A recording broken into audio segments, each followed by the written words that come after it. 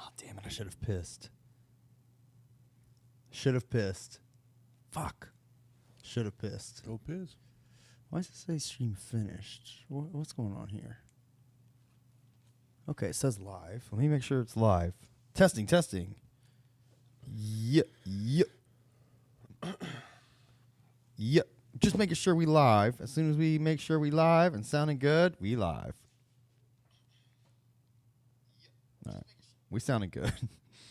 All right, man. You ready? Mm-hmm. All right, let's do it. Is it the end of the world? Yes, it is the end of the world. And it's also the beginning of a brand new, solid, Juggalo world for us all to enjoy. What's up? I just get so hyped. It's been too long. Yeah. What's up, y'all? This is Deck One Del, the number one. Oh shit, our volume's so loud. I'm sorry. I don't Too know. loud. Sorry. Don't know why it does that every time we start.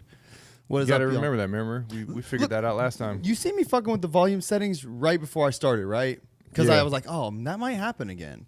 Let me see. And it still did it. Hold on. It does it automatically. Remember, you had some sort of automatic thing. So I don't know how to fix it either. That's the problem. You know, that's our hugest issue here. Hugest. Don't worry, y'all. I'm fixing it.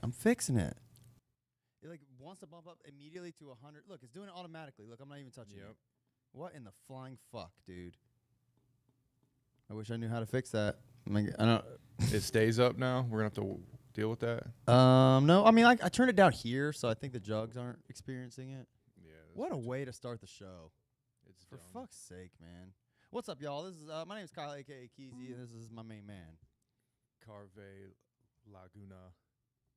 Carve Laguna. All right, I love it. Yeah, is that your new last name? That's my new last name. Had Alright. it changed. I love it. All right, I think we're good, man. Look, and what's weird is like I've noticed, like, because I listened to the audio podcast, and there's been a couple times I didn't notice it did that, but it goes really loud for like a minute, and then it goes right back down to regular volume. Fuck. I think right now we're super low because I turned this down so much. But anyways, I don't understand like what the point of that is. what's the physics of that? It must have something to do with the theme song or some shit. Yeah. All right, so that was a false start. We'll just pretend that was fake, and then we'll just be like, what's up, y'all? This is Deck One Del. My name is Kyle, a.k.a. Keezy. Carve Laguna. All right. We're here to discuss Forgotten Freshness 6 later, but, it's been 2 weeks. It's been a minute. Why? You were out of town last week, I and was. we weren't able to catch it up the following Yes. week. In the meantime, we've become international superstars. Did you notice that? I did. I mean, yeah, kind of. It's kind of cool. I mean, we're literally headlining the fucking gathering, dude. I know. We're headlining the gathering. We can say that. We can. We fucking headlined the gathering. We'll be We able to are. say that soon. Was that an official gathering flyer? That's an official fucking gathering flyer. I'll pull it up for the jugs who don't know. We are headlining the gathering. Here you go. So, as you see here, Juggalo. Oh, it's all fucked up. I can't Juggalo. contain the excitement. Gathering of the Juggalos live. As you see here, we're headlining. We're at the very top of the list. It says Deck One Delt. Then Fago Lovers, ICP with We, Juggalo Judgment, Mankini, Replicon Radio, and Ugly Juggalos Podcast. Did you skip one there? Nope. Oh, okay. Isn't that fucking cool, dude? That is pretty cool. And we're top. We're the top of the list. We are. We're there. There's no like systematic order that they would have done that in. Absolutely not. They just know. They're like, these guys are. They said they looked at all the people that were like popular podcasts, and they're like, these guys, they're the future. Yeah. Well, let's make them headline.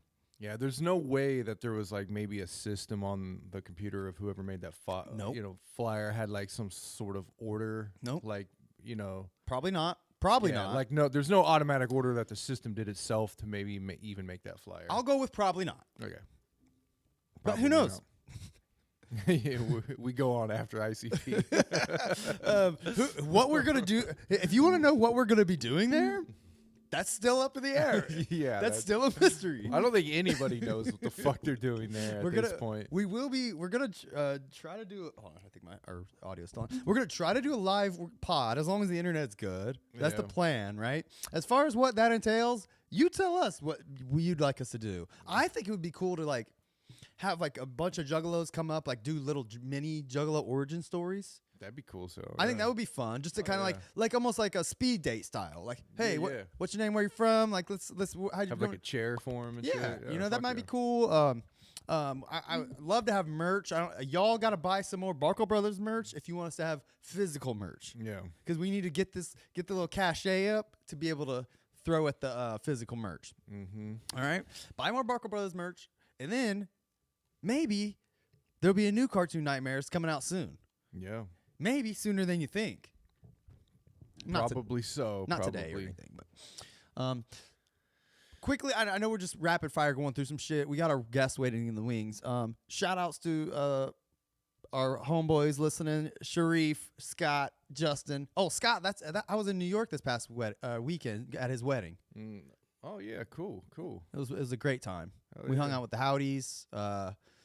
Fucking chilled and played big Jenga at his wedding. Met his wife. You know, it was a good time. Hell yeah, man.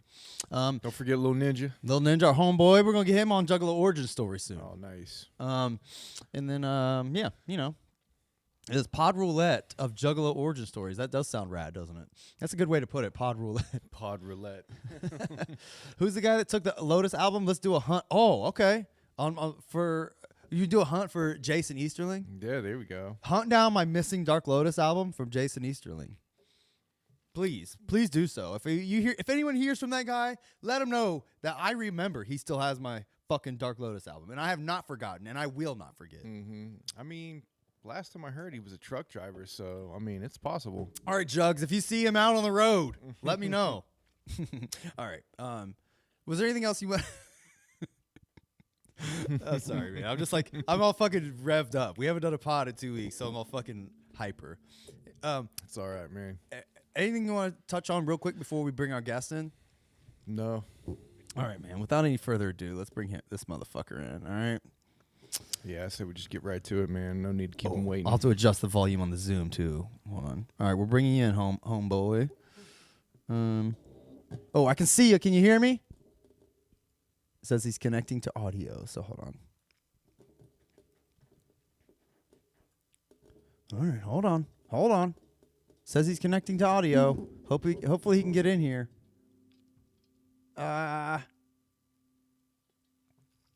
He's like, oh, his video's working great. Can't hear him, and it says he is connecting to audio. So I don't know what that means. Here, I'll send him a message real quick just to make sure he knows. Hold on.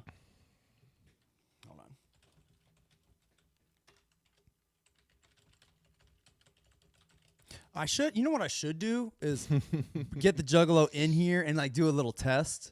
That's the next move, isn't it? Yeah. Do a little test, make sure everything's good before I bring him in. That way, you know, when you do a live pod and you try to do this shit, sometimes shit fucks up, and that's no bueno. I mean, it's hard, man. This live shit. I mean, it's crazy. Dude, I've been like, I try to speak a lot of Spanish at work because there's a lot of Latino people that don't speak any English, and I try to like bullshit with them. So I've been like, my mind has started like wanting to insert Spanglish into like my regular speaking. Spanglish. It's weird, man. It's so fucking crazy. Do it. Yeah, I'm gonna tell him to back out and try again. Be the next Misery. Maybe. I don't know. I try to like every week. I'm like trying to like squeeze in a few more like Spanish words and stuff. Especially like since I'm related, I do a lot of I do like food packing shit. So I try to like learn food words. I try to learn like obviously cuss words and stuff. Yeah. All right, man. Well, we'll get him back in here. We'll figure it out. He says he can't hear anything, and let me make sure it's not something on my end real What quick. the fuck, man. I know. Saturday Night Live's been going live for fucking 50 years, and we can't even do it once. I know. Ain't that some shit? Yeah. Let me make sure it's not something on my end. I might be fucking it up. It's possible. Let's see. Put in winning or stop video. Nope, I don't have any options for his audio. Play sound. Ask all to unmute. Hey, how about unmute? It gave me an option to ask all to unmute. Here, let's see if that works. Usually that's the first thing people try. Well, shit happens. While we're waiting on him, I did. So I participated. I know I said I wasn't gonna give Twisted any more of my money. I can't help it. Yeah, I mean, I don't know. What is it? we slip up sometimes. Why? You just had to get some physicals. It's okay. So as you guys know, I've been getting back into physical media, especially CDs, and I've really been wanting to fill out my collection. Justin J. Dirty Malloy, I've bought CDs from him many times, aka 2 times now, but I bought many CDs from him. He's come through a few times with some deals. Hit him up on Facebook, by the way, if you want some CDs. These came from Magic Ninja Entertainment, unfortunately, but here I'll show y'all what I got. I posted them on Instagram. We'll save that one. I got the Blaze Cadaver. I had no interest in getting this CD, but it with the vinyl was like $13. After it was all 50% off, so 26. Then half off. Very interesting. Mr. Eight Legs from Super Fun Time, super famous, fun, wacky, cool guys. Whatever they're.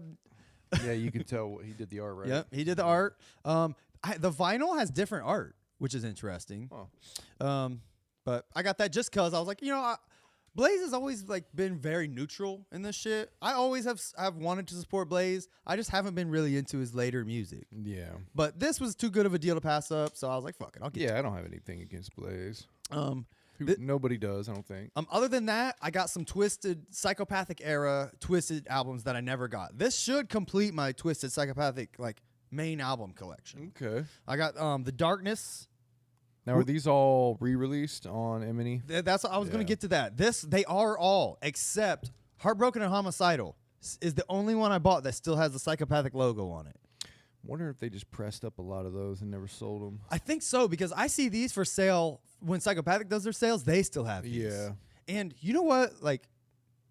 This album got slept on, and this came out I think after Wicked. I can't remember what came first. It was 2009. It was Bang Paboom era that one came out, right? This one came out 2010. 2010, okay. This album's fucking sweet, dude. I liked it. Doesn't it have that Buckets of Blood video? No, that's Wicked. Oh, is that Wicked? That's this one. Okay. And by the way, this is a black and red edition, wherever the fuck that means. They added some tracks at the end, but all these are M&E branded. No Psychopathic shit on it whatsoever. Now So I heard Wicked is really good. Wicked is very dope. Man, Hold on, let me see, I haven't listened to the post 2000s. I didn't listen to any Twisted albums, so that would be probably 2005 and up. Yeah.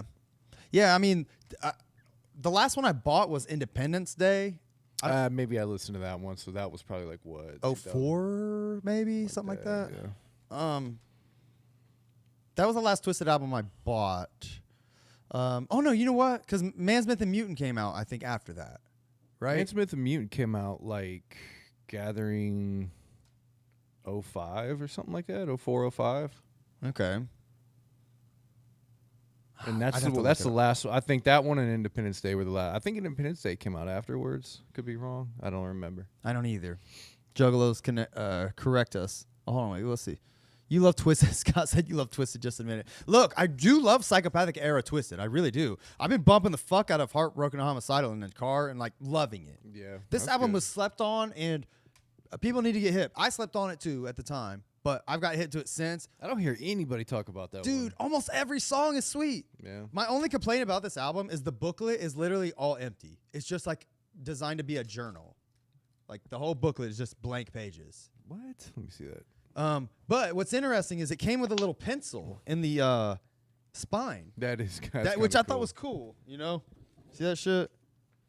That's a cool gimmick. That is. So I see what they're doing. It's more of a journal type shit. Our CR homie is in the Zoom once again. I get it. That's a good idea. Oh, he's fidgeting. Just start talking when you want, bro. We'll hear you. Oh, I hear you. I hear stuff. I hear something. But yeah, that Heartbreaker Homicide. I don't like the booklet, but that's my only complaint. That album is very dope. highly recommend people check it out if you've slept on it. Like, it's a good one. Seriously, like damn near every track. Wicked is also great. I can't remember what year it came out. Man, Myth, and Mutant were top 5 works. Were what? I can't see. Jason Easterling is the trucker in the movie Joyride. Can you? I don't know what he's talking about. The guess is joking. Tim, can you hear us? Yeah, I can hear you now. Can you guys hear me? Yes, we can hear you, bro. Sweet. Perfect. Let's bring him in. I think that was on my end.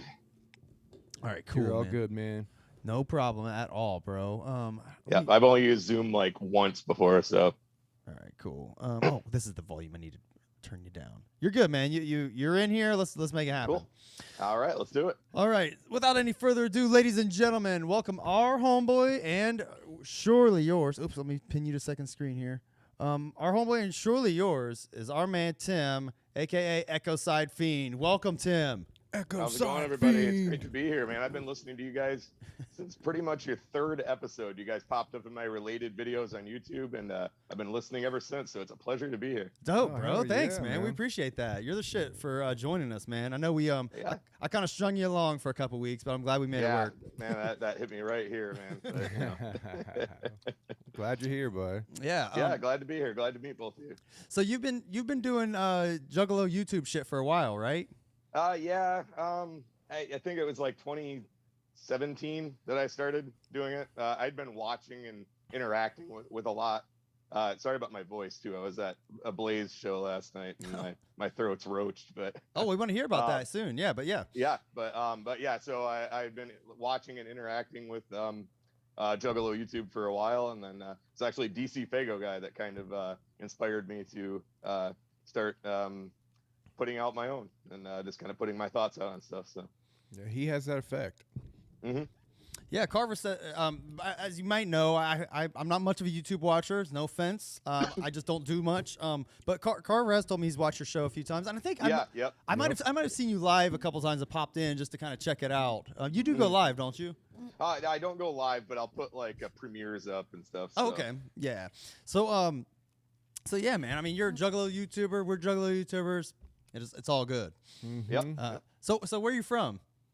I'm from Grand Rapids, Michigan. I grew up in Belmont, which is a suburb of Grand Rapids, but if I were to tell somebody, I'd just say Grand Rapids. I was like 15 minutes away from Grand Rapids. Okay. Yeah. Basically how we are. Yeah. Where we're from, Columbus. Yeah, we've always lived in like suburbs essentially of Columbus, but it's all just nobody Columbus. knows where Belmont is, so I just say Grand Rapids. We're the 2nd biggest city in Michigan, besides Detroit. That's what's up. Yeah, man.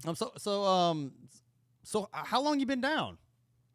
I was introduced to ICP in 1995, about 2 months before Riddlebox came out. Wow. So how old were you? So how old are you now, and how old were you then? I'll be 45 in next month, actually just about a month on July 10th.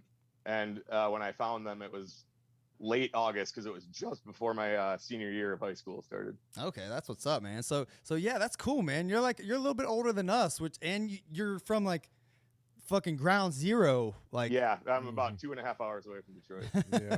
Hell yeah, dude. So it must have just been in the air there.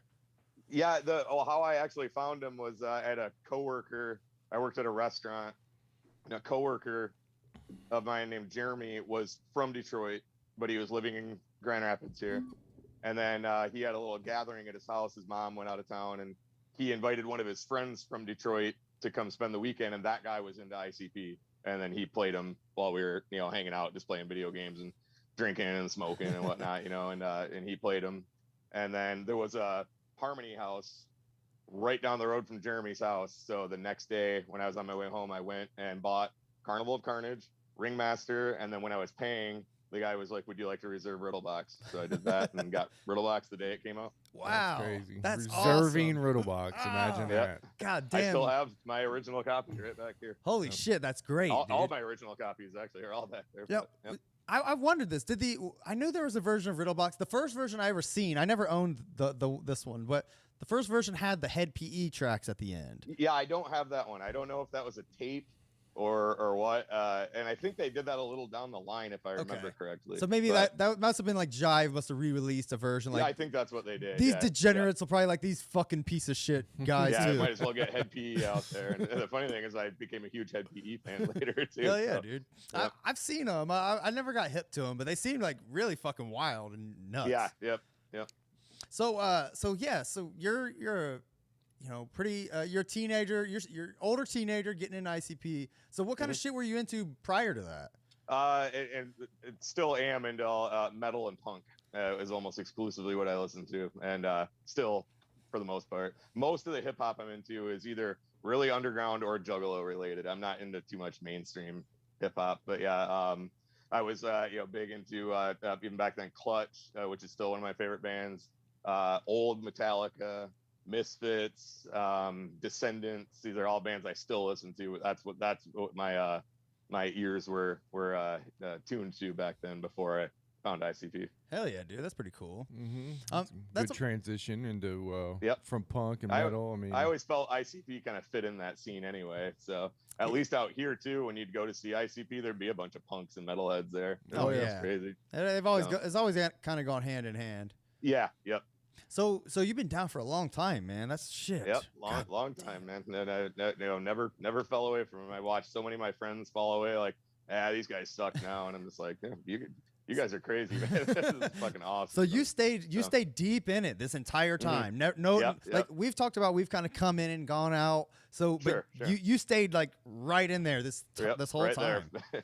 Wow. Yep. I don't think since I've been down with them, I don't think I've missed a single release day, unless after later when stores aren't carrying so much stuff anymore. But like when you could still just go to Best Buy, always there on release day. Wow, Yep. man. but see, that's I've a missed them one personality time live in trait, Grand man. Rapids. Consistency, right there, man. Consistency. Yeah, over all the years too, I've only missed them live one time in Grand Rapids because I was in a wedding and the stupid rehearsal dinner was the night of an ICP show. So I already had my ticket and I sold it to somebody else. Oh so. man, that must have stung. Yep. Yeah, and the guy whose wedding I was in was an ICP fan too. So Oh. he was bummed too, and that was the time they had to do it. His so. wife must have fucking hated ICP. She's not into him like me and him are, and he's not even as into him as I am. But she would go see him with us and stuff. Like, she dug it. But hopefully they're not divorced like me now. or him. Nope, they're still together. All right, fuck. To this day. I'm just Yep. kidding. All right. That's cool, man. So I take it you've probably gone to most of the gatherings. I honestly, this might come as a shock. I've never been to a gathering. Holy shit. I am not a camping guy, and I was gonna go to 2016 because of the Wizard of the Hood show, Yeah. and I had a whole bunch of money put aside for it, and then me and my ex-girlfriend broke up, and so I used the money I had saved to pay off a credit card and then get into my apartment that I have here. And the first few, when they weren't camping, me and that guy that I was just talking about that I had was in the rehearsal dinner, me and him were going to go to the first one, and we just kind of talked about it and then just didn't go. Kind of one of those things. That's really wild. When they started going camping, I am not a camping guy. I need electricity. I need hot running water. You know what I mean? So Never. And I've been thinking about hotel gathering, but I just feel like it'd be really pricey. And then with my job now, if I don't have the dates immediately when our vacation calendar goes up, I'm not getting the time off. I see. Okay. So it's you're just not, probably unfortunately not going to work. But I go Yeah. to Hollow Wicked every year, so that's how I justify not going to the I gathering. mean, Hollow Wicked has always kind of been the Detroit gathering for Exactly. for Yep. an eternity. Yep. I mean, we've gone to one up there together. They toured Hollow Wicked a couple times. Yeah, like, Yeah. It They hit us up a usually do couple the times. tour. I've been to the couple of the tours and then one up there. Yeah. Yeah, we got to get you guys up here again this year, man. Yeah, I would love to go, man. We got actually our crew just got reservations for lodging and all that, man. You guys should just come up, man. You're already setting all that up, huh? Oh, my friend Ivory, huge shout out to my friend Ivory. She sets all that up like within right around this time, May or June. She has it all locked in.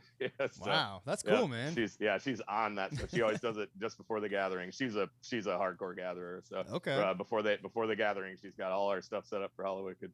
Damn, That's the shit right that's there. great planning. So you got a loyal camp up there with you, huh? Oh yeah, we have our same same crew goes every year. We actually used to have a friend that came out from England every year to go to Hollowicked. He's married now and just can't afford to just up and leave like he could often. But so that's my buddy Tom. Shout out to him if he's watching. But yeah, he used to come over every year. There was the Riddlebox show when they started doing the spot shows. They did a Riddlebox show. I think it was 2012, maybe 2013. And he literally flew out from England, got here on Friday. My girlfriend at the time went and picked him up. The show was Sunday, and he went home on Monday. Damn. So, but yeah, he's married now and just can't drop everything to go. But man, that's Quitter. cool. yeah, that's why I was like, come on, you loser. I mean, I can't have to go get married. What the hell? Bro, can you imagine? Can you imagine traveling to another country for a weekend for a Dude. concert? No, I don't. I mean, it would depend because you're not a juggalo in I know. overseas. I mean, yeah, that was like his the only way really he had to see him. Like he came over for the gathering before we knew him. My friend Ivory met him, I believe, at the gathering or maybe online right before that gathering, and he came out here by himself. And he could only find a flight to, like, I think New Jersey, I think, if I remember right. And he rented a car and drove all the way out to, I forget which one it was, maybe Cave in Rock or something. damn. And then That's went to the dedication, gathering and bro. then flew home. I mean, Yeah. Wow. Imagine in the early 2000s if you were overseas as a juggalo, Bro, you know, you would probably be dedicated enough to at least come out once. Dude, when I was Yeah. 17, 18, Yeah. going to like the Garrettsville gatherings, like that was at like 2003 to 5. I was at that was the height, you know, around that time, and I quoted myself saying like I would go to the gathering if it was on the fucking moon. I'm going. Like I would dedicate my life to going. So yes, I do 100%. I'm gonna hit up Elon. I'm gonna hit up Elon Musk. We're gonna build a rocket just for juggalos, dude. I'm telling you. That's kind of how I feel about Hollowicked. I do get it. I'd find a way to get there. Yeah. I do get it. That said, like, I mean, wow, like my juggaloism today is probably as high as it's been in a long time. Just mainly from doing this show and just and forcing myself, for lack of a better word, to interact so much with the community and juggalos, our fans and stuff. Like, I mean, I'm loving it. Don't get me wrong, I'm really loving it. And it's This is a dedication itself. I mean, you could essentially either one of us could do a podcast by ourselves, but you know how hard that is. And it's still dedication. You got to get, you know, even getting with somebody to do something. It's almost like a band. You Yeah, kind of have man. to get it together and make it work. So. It's work. So, but that said, like, man, like, I'm feeling like as high as I've been in years on the juggalo tip. I think I'd be hard pressed to find myself as high as I was in my teens, but I think that's just a matter of getting older, and it's kind of hard to chase that dragon, you know.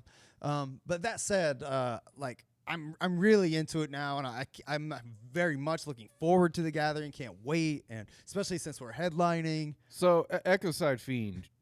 So Yes. the gathering is out of the question this year for you? Yeah, I already looked at the dates. Yeah. I can't do it. Okay, I was gonna say, man, next year.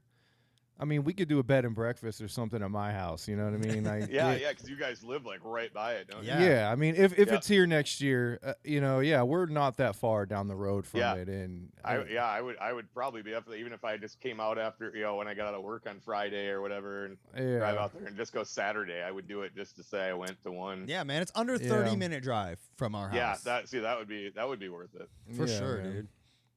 Yeah, we'll help you out, man. If That you would wanna, be awesome. I'd Yeah, if you appreciate want to that if I could- plan for next year or something. Yeah, and there's always the possibility I might be able to snag like Friday off or something. Yeah. And so. Even still, man, I think you should. If not, like, I mean, hotel gathering. We did it when they were in Toledo and Peoria. Like, we were Yeah. teens, but Yeah. I mean, you know, if you don't mind staying in a hotel for a weekend, you can make it work. I wouldn't even mind that. It's just the cost, you know, driving out there and then dropping, you know, Sure. a couple $100 on a hotel. Yeah, and especially with, you know, I don't know how much gas is up there. It's over $5 Yeah. down here right now. $5.20 a gallon out here. Yeah, right it's now. probably going to be about $6 by gathering time. So Yeah.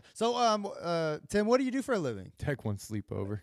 So I work for, I don't want to dox the company, but I work for a uniform supply company. Okay. I'm a route driver.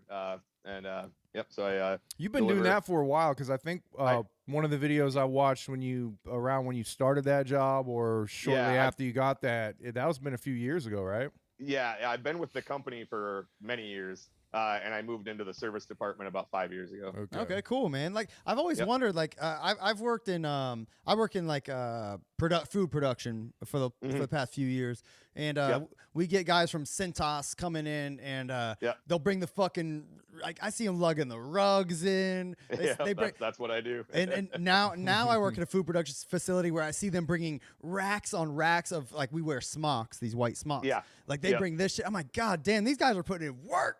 Yep. Fuck, it's dude. tiring, man. I can imagine. I really do feel for you, and I appreciate you. And every time I see them, like, I'm always like, they're always cool as fuck. I always try to talk to them and shit. You know, like, I used to be a cable guy, so I know how it is, like having like to have a route and shit to do, and like it's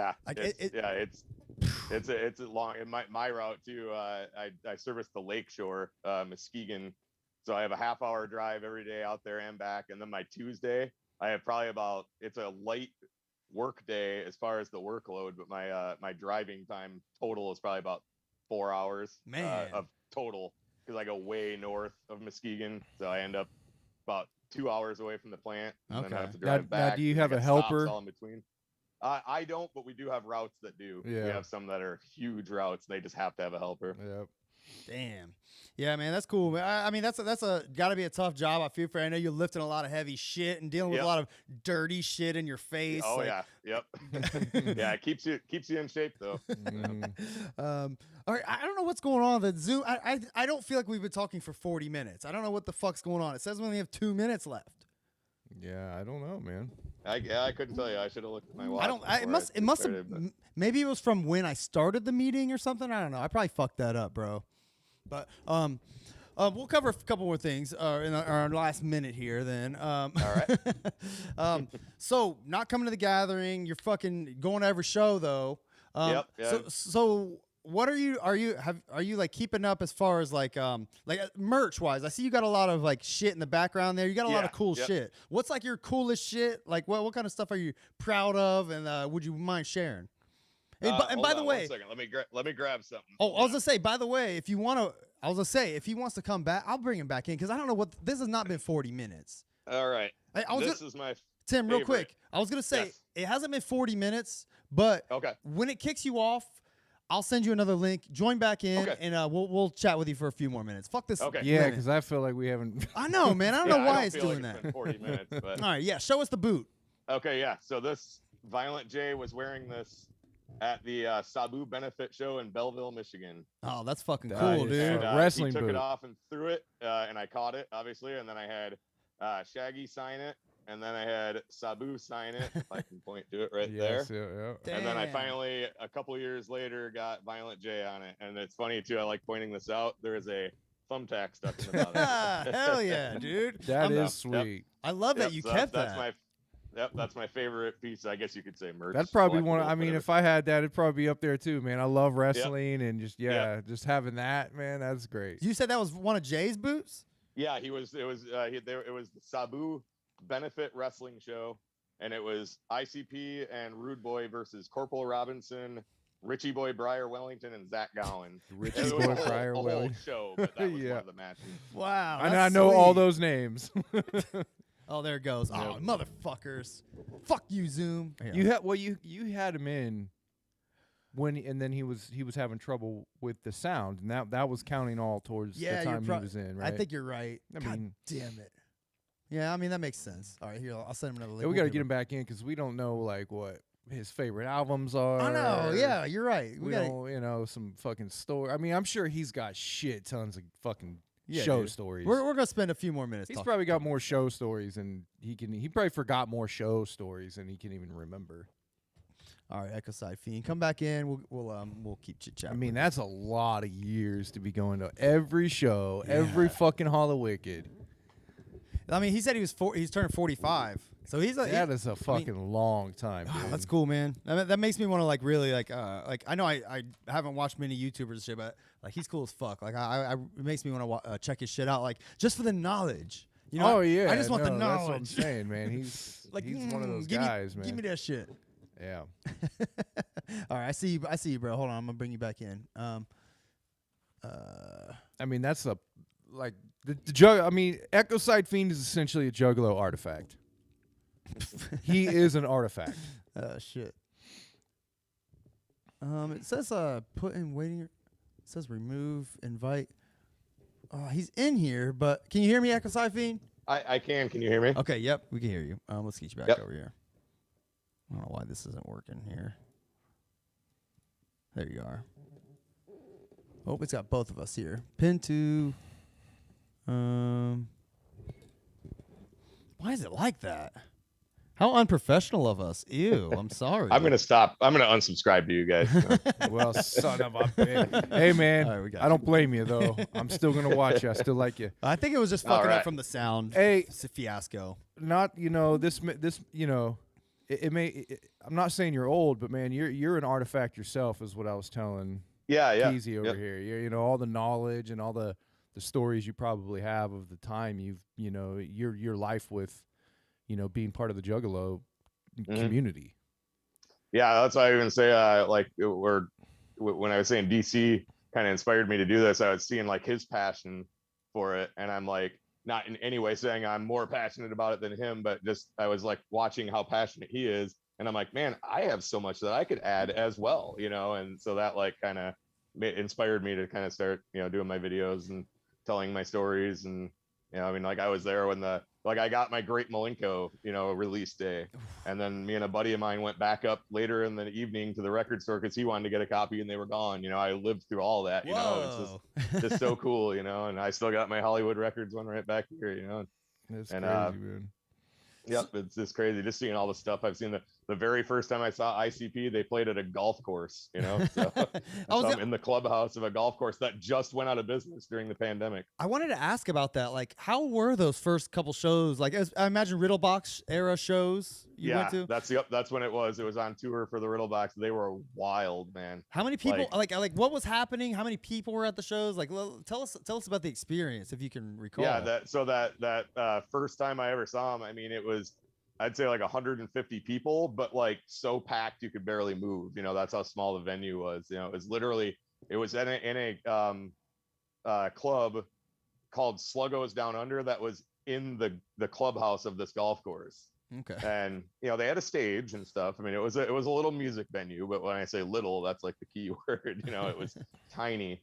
And yeah, I mean, it's like they had the whole place wrapped in plastic. We didn't know anything about them throwing Faygo because we had never seen them before. Wait, they threw Faygo at the clubhouse? What's that? They even threw Faygo at the golf course clubhouse? Yeah. Oh yeah. Wow. Yep. Yeah, and it was trashed when they were done. I'm sure it was full sugar Faygo at that. Right. Yeah, probably. Yeah, because literally all they had was just a backdrop of like the Riddlebox just hanging. So Holy there was shit. all their foam stuff and all that. To have the Faygo ruined. So, but yeah, they trashed the place. And like I said, I was saying I wear glasses, obviously. But I didn't know anything about the Faygo. I go right up front. And I'm like, oh, this is gonna be great. And like 2 minutes in, I'm like, I can't see anything. I'm just like, but it was still great. I was like, this is the best night of my life. I don't care, Imagine being a Juggalo going to a show not knowing they throw Faygo. Right, that's got to be wild. That's fucking. Yeah, we had no idea. So we go walking in, we're like, why is the whole place wrapped in plastic? So in that moment, did you accept it and think it was amazing, or did you be like, "What? Let's get out of here"? Like, at first, it was kind of a what the fuck, but but yeah, then it was like pretty quickly, it was just like, okay, this is freaking cool. That's cool, dude. That's so sweet. How many people were there? Yeah, I'd say about 150, maybe 200. Wow. And it was so packed you could barely move because it was actually little side fact, they were supposed to play at a nightclub in Grand Rapids, but in a little smaller area, like a little shopping district called East Grand Rapids. And that while they had the show booked there, the place went out of business. So the guy that booked the show then got it moved from there to this nightclub in the golf course at the clubhouse. And the one that got canceled was supposed to be early on in the tour, maybe not the first show, but early on. And then when they rescheduled it, it was the final show of the tour. So they literally got done in Grand Rapids and then headed back to Detroit. Oh, cool. So, yep. So I don't know how he managed to get it moved there, but he did.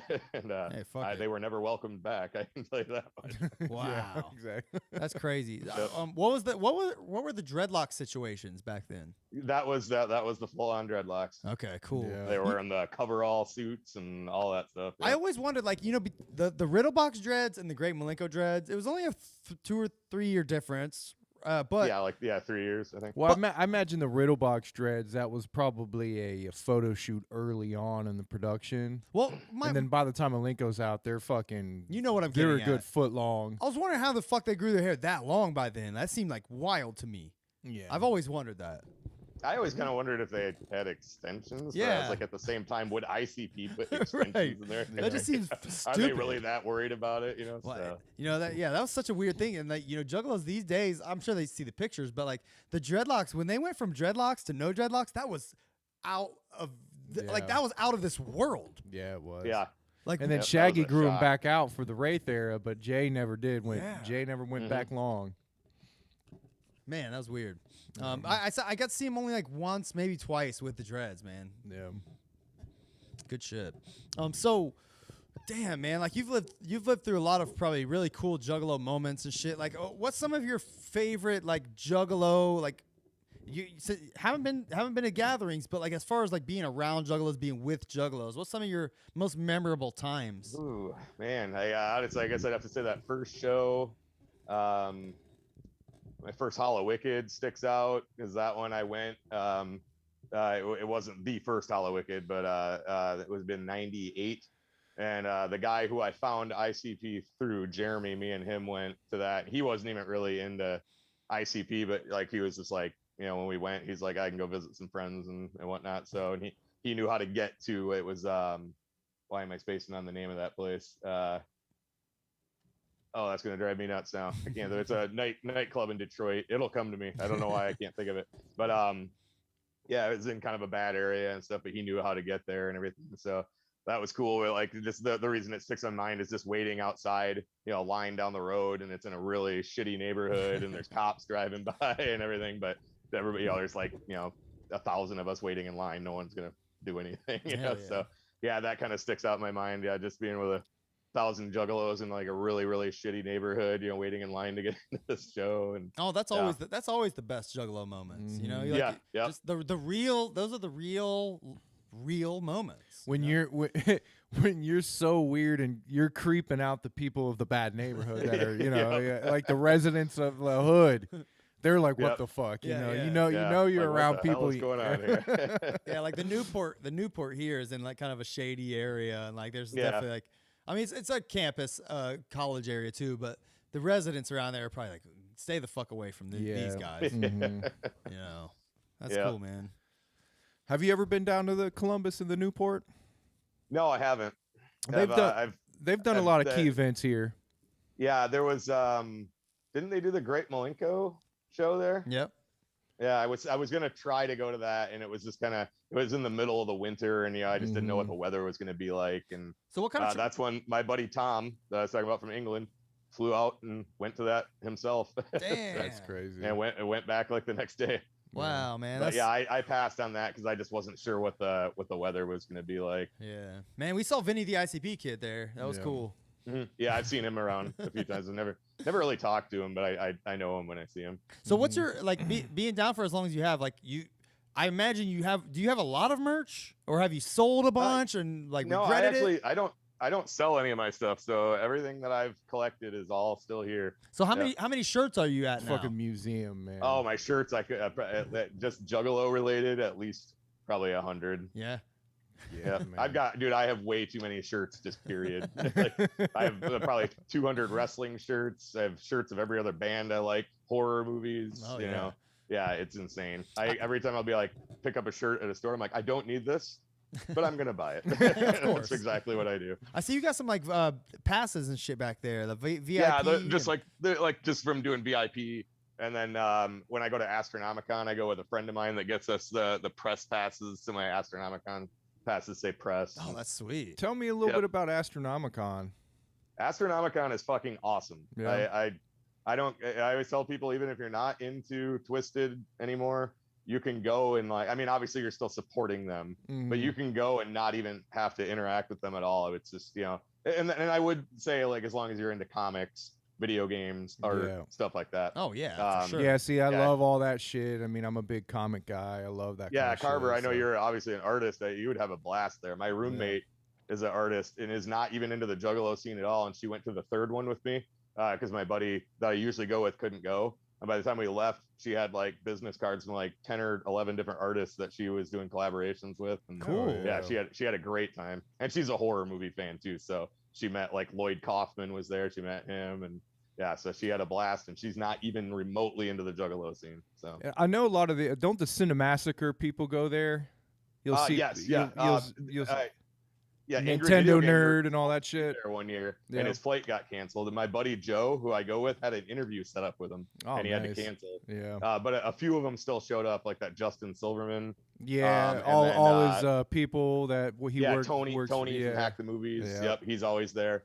He was just at this last one. But yeah, I haven't seen James Rolfe, the video game nerd. I haven't seen him at any of them, but he was scheduled to be at one, but he had to cancel. And you know what's funny? It was the weather. So people like that, from like Tony from Hack the Movies, the Nintendo nerd, and other, and like even like branching like comic book YouTube channels. I've seen Twisted shirts here and there on those people.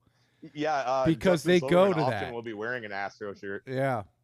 I'll see like an Astronomicon shirt, or I'll see like I've even like, there's a comic book channel I follow. They have nothing to do with psychopathic ICP, nothing, but I've seen a Twisted shirt on one of those guys. Yeah, yep. Yeah. I've seen stuff like I watch a lot of true crime stuff on YouTube, and I've seen a couple channels people wearing like something Juggalo related from time to time. So I figured that Astronomicon, it's picked up steam. We should check that out. We should check that out, dude. But I mean, you gotta think about this though. With us headlining the gathering, we're gonna be fucking like superstars in the Juggalo world. And like, if we're Astronomicon and we shit on Twisted so much here, then I don't know if that's gonna fly. Well, hey, we'll go with Echoside Fiend. He'll help us out. I'm with the press, so you guys will be all right. You'll bodyguard for us, bro. Yep.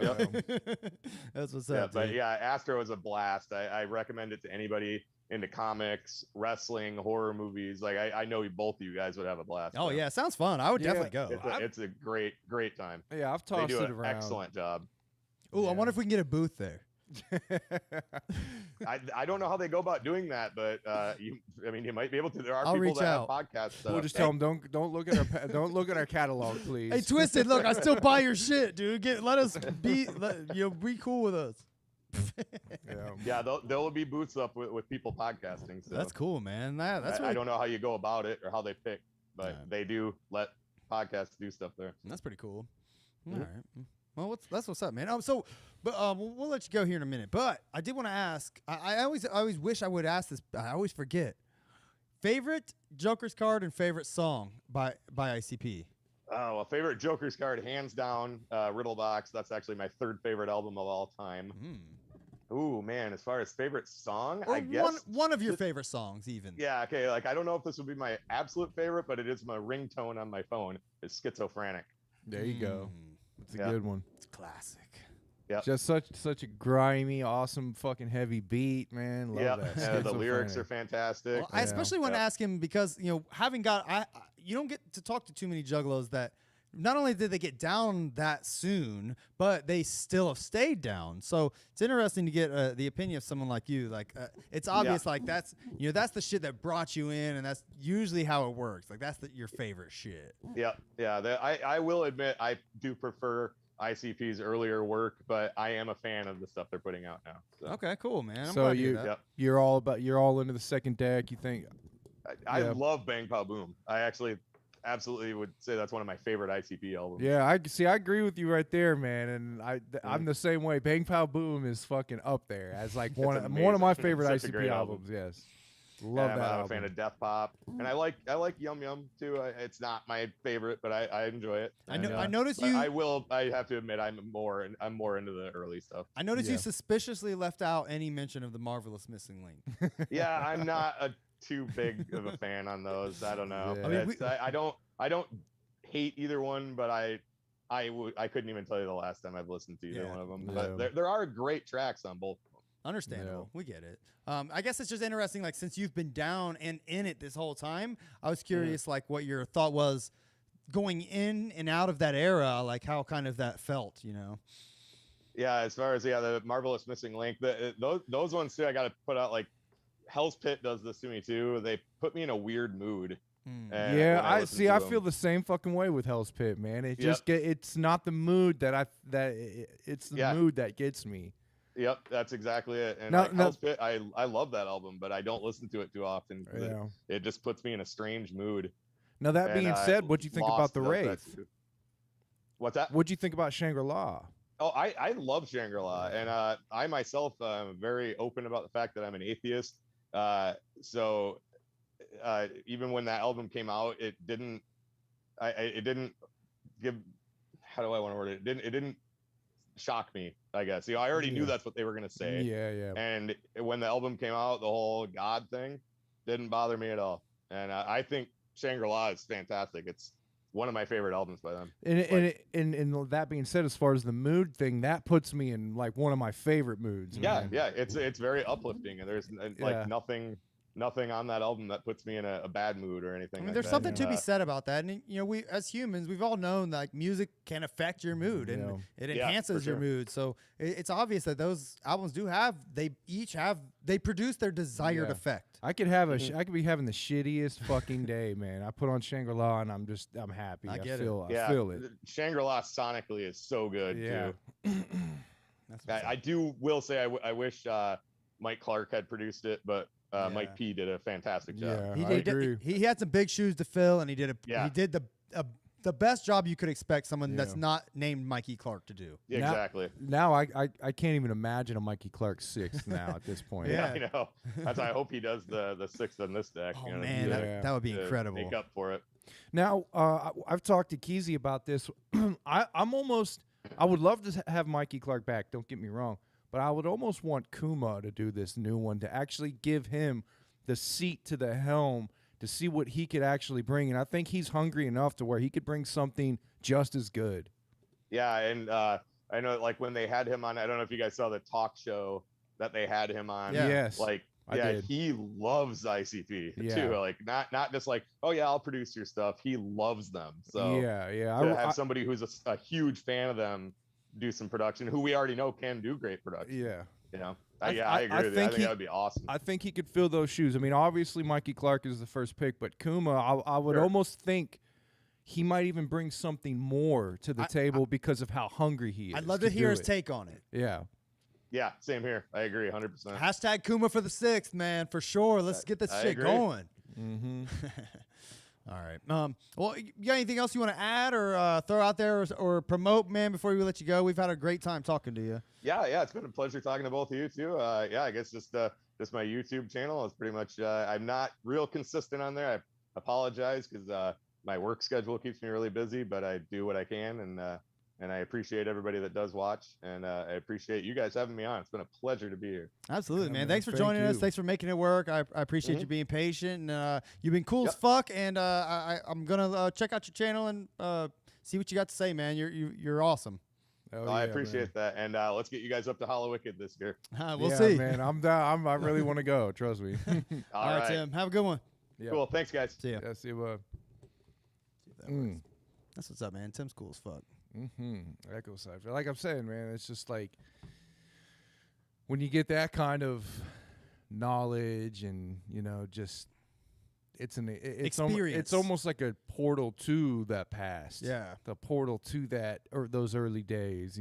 Absolutely, it's awesome. 3 or 4, but probably 3 or 4 years before, even. I even heard the name Insane Clown Posse. Yeah, because a lot, there's a lot of people in our shoes that, got hip to Malenko or like right before. Yeah, because Malenko got them in the news. Yeah, and that's the only reason we probably even got caught wind of it. Yeah. I'm gonna go take a piss. If you can thing. hold it down, maybe you show off some of this shit or whatever. Oh yeah. I'll be right back. So, Keezy found a box laying around. I guess he said he forgot he completely had, but there's a bunch of cool shit he found. Like, these are stickers, Malenko era stickers. I'll go ahead and show a couple.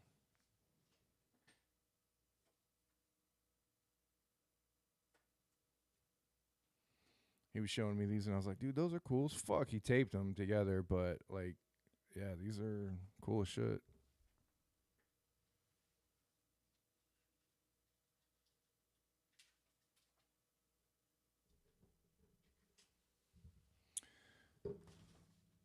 Here's a tour date flyer for the Jekyll Brothers. Thought that was cool.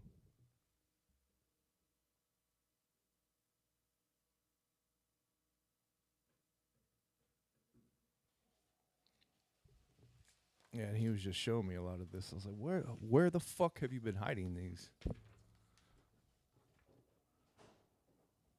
Jekyll Brothers definitely had a lot of press at that time. Where'd you get this flyer, this Malenko flyer? I must have printed that off from the internet. Okay, so it's nothing you ripped off of a storefront or anything. I think so. And During that in-store, they had some random flyers. yeah, and here's a really weird one. Anything? No, I'm okay. Speaking of Mikey Clark, look at this. Oh, yeah. Cool little Mikey. I'm sure I got that from The Gathering. They had like random tables set up where you could grab flyers. I have a bunch of little flyers I got from that. I have Mars flyers, little Twisted Green Book flyers, Jekyll Brothers little flyers like that. Like I have a bunch. Did you show the Malenko stickers? Yeah, the Malenko stickers are really cool. You know what's cool is the Malenko, it says 6/24/97, but the other thing, I had another Malenko. Oh, that has a different date on it. So one must be the island one and one must be the original. Yeah. Which, by the way, fuck. 620, that's coming up. That's like next week. It's 25th anniversary of the Great Malenko, bro. 25th anniversary. Wow. That's next week? Yeah. Wow. Wow. Hold on, wait. Today's, like, this says August. Oh, this says August 12th. So that was the island release. Okay. But the Hollywood is 6/12 or 6/24. Well, I say next week we do a Malenko heavy episode. Fuck yeah, dude. Would you want to dive back into the Malenko just for shits and giggles for the 25th anniversary? I'd be into that. I'd be into it. Dude, I could listen to Malenko every single day on repeat and be happy. It is a great album. God, I man. You love it. can't- I mean, I've said it many times. That album is their Hollywood budget album. Legit, literally Hollywood. I mean, Yeah. that's the album that took them to Hollywood. Yeah. They recorded in L.A. with that. They met Alice Cooper and Slash and fucking all these other people. Some of the best engineering you could get. Some of the best mixing you could get. I mean, that album is great. Yeah. That's their first, like, probably professionally, like, real, like, you're a real fucking artist, And rapper guy. And there were, in the 90s, in the late 90s, mixing and mastering was getting, like, really good, right? And they were at this peak. But their hip-hop and rock was being mixed kind of different in those days. Yeah. But you get a hip-hop album that's mixed like a rock album. And that's what you got from Malenko. And that's why it sounds so fucking good. Yeah, it's fantastic. Yeah. Best album ever made, to me. All right. Hold on. I had some other, where's my phone? Oh, I had some other notes. I know we're going to get into Forgotten Freshness 6. But I have some notes on Forgotten Freshness 6. Oh, did you hear this shit? Ouija Mac is about to release another album, by the way. When was the last one? Wasn't that like a month ago? I made it. By the way, I've been talking in our Discord. By the way, join the Deck One Dealt Discord. Hit our link tree in any of our socials. It's in there. Join our Discord. There's Juggalos in there talking. We chit-chat. We're sharing DC Fago guys in there. We're chit-chatting, talking about Ouija, all kinds of opinions. And we're having a good old time. But Ouija's he's releasing a new album. I made the joke that he releases a quarterly trap album. Quarterly. You know? But his new album is called like Stale Wind, okay? All right. But Stale Wind? Stale Wind. Kind of sounds like a fart. Yes. It does sound like a fart. Did anybody mention that in the Discord? I don't think so. That's pretty funny though. Is he passing wind? Is that like what he thinks of his albums now? I'm just gonna fart out this album. I'm gonna pass this stale wind. That's hilarious. That's really funny. Uh, But no, it's even more controversial than that, okay? Okay. So he says, I'm bringing it up because I'm going to show you. This motherfucker probably deleted it. I bet you he did. Oh, here he goes. Many people are upset because the final element is hinted to be still wind, but now it's stale wind, and I think I should explain why. The elements come from my dreams and my interpretation of experiences in dreams, astral projection, and remote viewing. It's not always clear. When I started this album saga, I planned to kill myself after Still Wind and leave instructions for the posthumous release of Dark Planet, which I assume is his next album. It wasn't until more recently that I chose Life, which was the catalyst for the still/stale shift. Then point number 3, man, I'm sorry I'm stale. What do you think about that? All right, I've so what I think about Ouija is really heavily into the New Age religion. Okay. The New Age religion is masked as like astrology and kind of like, the hippy dippy shit, right? Yes. Astral projection. When you hear those key words, you got to think these people usually are adapting this thought process in this kind of New Age religious type of feel. It's like New Age kind of witchcraft. Yeah, it's like a New Age witchcraft, paganism, kind of things like that. Now, there's a lot that goes into that because when they do practice the witchcraft, and if he's talking about this shit, and like he's probably really doing it, I would imagine. He's probably really trying astral projection and things like that. But when you do that, a lot of it is disguised. A lot of this New Age religion is disguised with just Satanism. Okay. So they usually when people have big sights on this New Age religion and consciously evolving and becoming enlightened, they kind of revert to Satanism. So you think that's what this is like him just confirming more or less that confirming more that he is into some Satanist type weird shit like that. I would think so, yeah. I would like to interview him to see, and like nothing against it. It's not for me, but I've met people that are into the shit and things like that, and a lot of their heroes are people like Aleister Crowley. Well, maybe I'm cynical, but I read this and I think this is just begging for attention. I mean, a lot of Satanists do beg for attention. Maybe. But, I will say that I think, like, for him to even say that he planned on killing himself, like, first of all, like, I think that's whack, like, to put that out there. Like, I'd like to interview him because I'm interested in this shit, he might really be. This might be legit shit. It might not be begging for attention. But if he changed his mind and then he puts this tweet out and then changes the name of his album from Still to Stale, that just seems to me marketing. That's all I see. Yeah, it could be. Maybe I'm cynical, but I just feel like it's marketing, and then it just feels gross that he's kind of using suicide as a marketing tactic, which I don't like. And if that's the case, I'm not into it. It probably is marketing, but I'm probably assuming he was like this before he was on Psychopathic or with ICP. He was all weird. This is his thing, dude. This is his thing, and these people really are about this shit. I mean, they really are. But it kind of makes me wonder, like, is this just the New Age juggaloism? Is this how it's? Is this the kind of This is direction? in everything. This is not just in juggaloism. What he's talking about, this kind of New Age religion that, and a lot of it is, and I've met people that it doesn't go to Satanism. It's literally just like, enlightenment, conscious evolution, things like that. By the way, I'm into Satanism and shit. Like, I think that's cool, but I don't like the wanting to kill yourself shit. I mean, there's a lot of other shit that comes with Satanism that's a little goofy as well that I don't think is, you know what I mean? There's shit with kids and other stuff. Aleister Crowley, I mean, just read up on Aleister Crowley. Okay.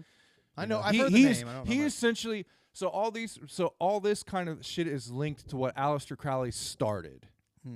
Because before Aleister Crowley, it was not in pop culture the way it has become. So you basically have to trace it back to what Aleister Crowley started.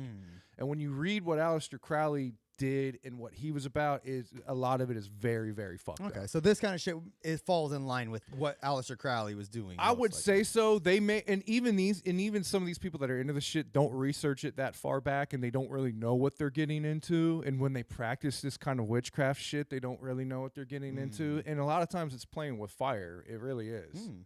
You know what I mean? So if you think it's interesting and you think there's something real to it, you got to understand that, you know what I mean? If you don't know what you're getting into, it's fucked up. And it's always going to bite you in the end, because if it is Satanism and these are demons that you're dealing with, they're out to fuck you up in the end. I mean, they're out for themselves, right? I mean, it's the ultimate do thou what you will. Yeah. It's the ultimate you do what This is you the- want to do. This is the law, do what thou will. Exactly. I mean that is the law. You do that. For other religions, it's you do for something else. You sacrifice yourself for something. This is like you do everything for yourself. I see. I've read. Have you heard? Are you familiar with the difference between like the Satanist and the Satanic Temple? Yeah, I mean there's differences. I mean they say there is. But Well, my understanding is that Satanists are people that follow like this kind of more ritualistic, weird, like Aleister Crowley, demonic, weird path, like type of. It's like a separate version of the religion, you know. This is Satanism, but the Satanic Temple is more of like anti-religion. That's more their bag.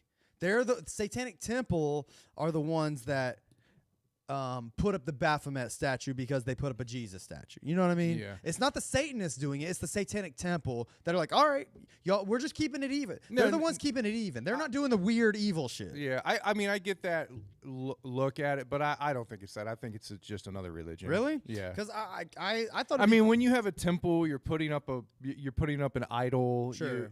Even if it is to counteract something else, it becomes a religion. I mean, it's still a religion. Well, for what it's worth, I support the Satanic Temple. I would even donate to them. Like, I think what they're doing is great. I like them. I think I would join them. I'm also like Timmy, our Echoside Fiend buddy.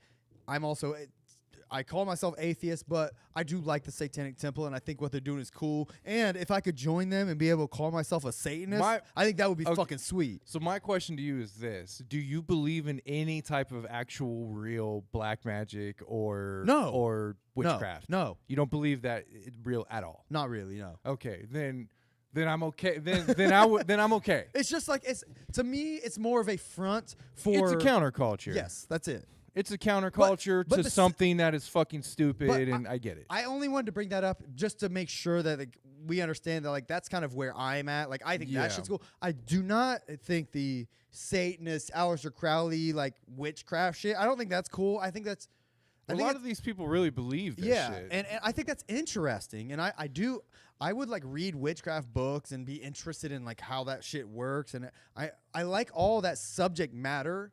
Just from a technical standpoint, I'm not into it though. You know what I mean? Just to make it clear for you jugs, I'm Satanic Temple Satanist, not Satanist.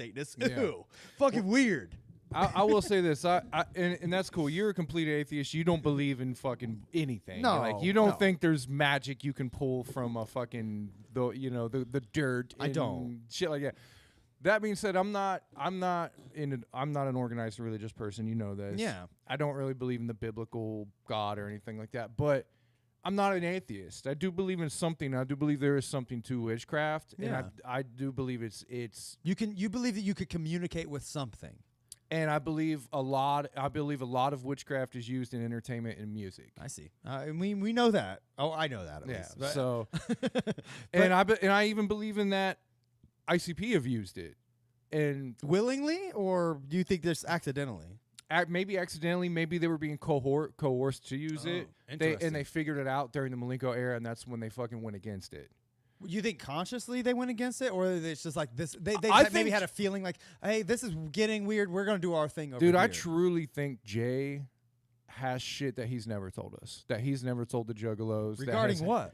that's happened in their career regarding this type of like shit. regarding like a meeting where they said we need you Meetings or people they've known throughout their career that have tried to get him. Yeah, I believe there's shit that he hasn't said. He probably never will say. Wow. Yeah, I would love to know if that's true. I think that is. I think that's a thing. Man, that's heavy. Like, He's hinted because he's hinted towards it, dude. but what does he have to lose? Why wouldn't he just fucking tell us?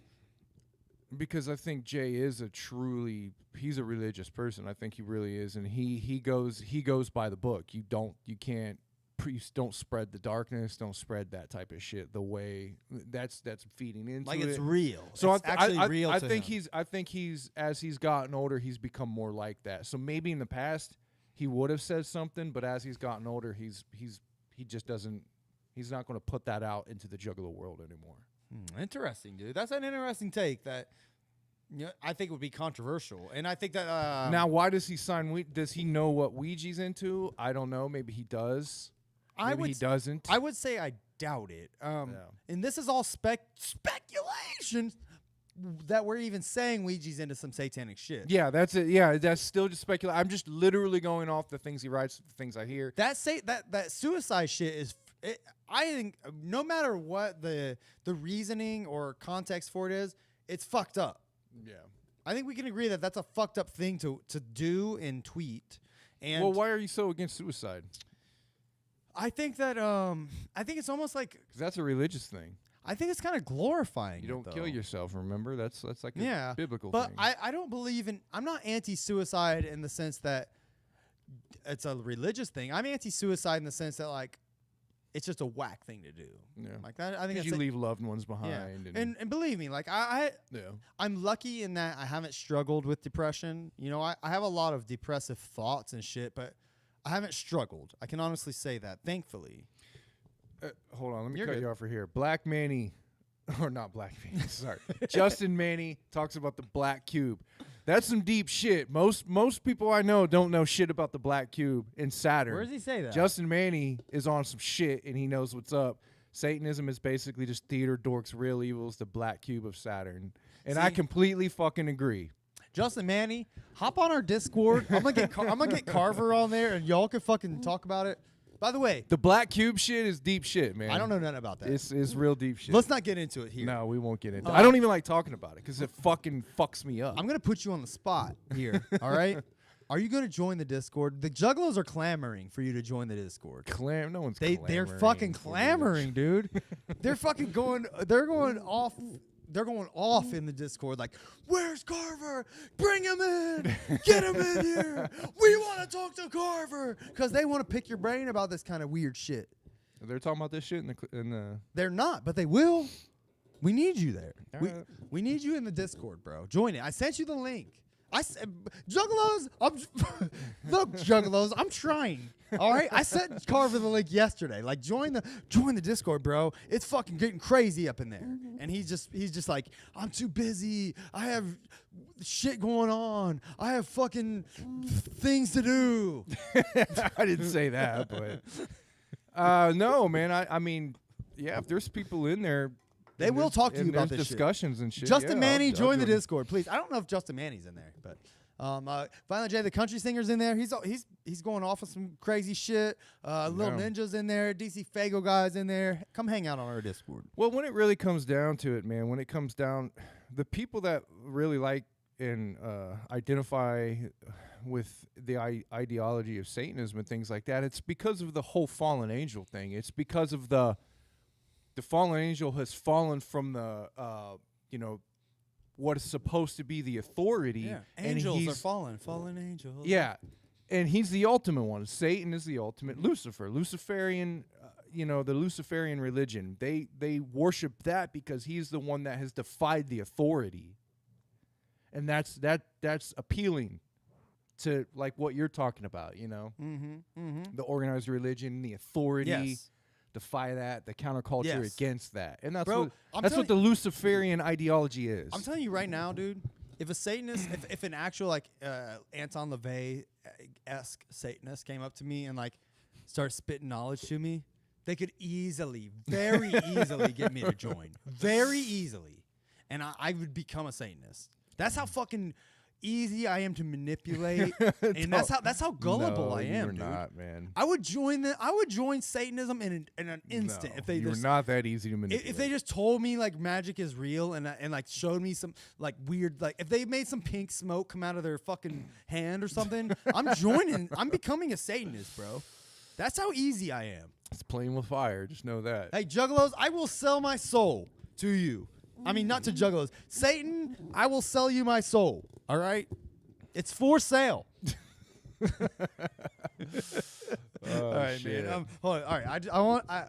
Anyways, we can I'm get just off this fucking- topic. I now. know. I didn't mean to get that deep into the weeds, but I thought that was very interesting. Wanted to bring it up. But before you would ever do that, you would have to know. You would have to do your research and understand the black cube of Saturn. I don't know shit about the Black Cube of Saturn, dude. That's a big part of this whole thing, man. All right. I had some notes about the album we're gonna be talking about here in a minute. I had a couple more notes I wanted to touch on real quick though. Keezy ready to drink the Kool-Aid. Yeah, man. What's in that Dude, Kool-Aid? I've drank 2 drinks. I'm already a little buzzed, but I wanted to bring this up. Anyway, to top that off, Ouija, don't kill yourself. Please don't kill yourself, Ouija Mac. We need you. All right. You got people on here that say they listen to you every day. Don't For kill real. yourself. For real. What are you thinking? All right. Listen, I want to fix this. There's an issue I need to fix. All right. What's up? Hashtag ICP.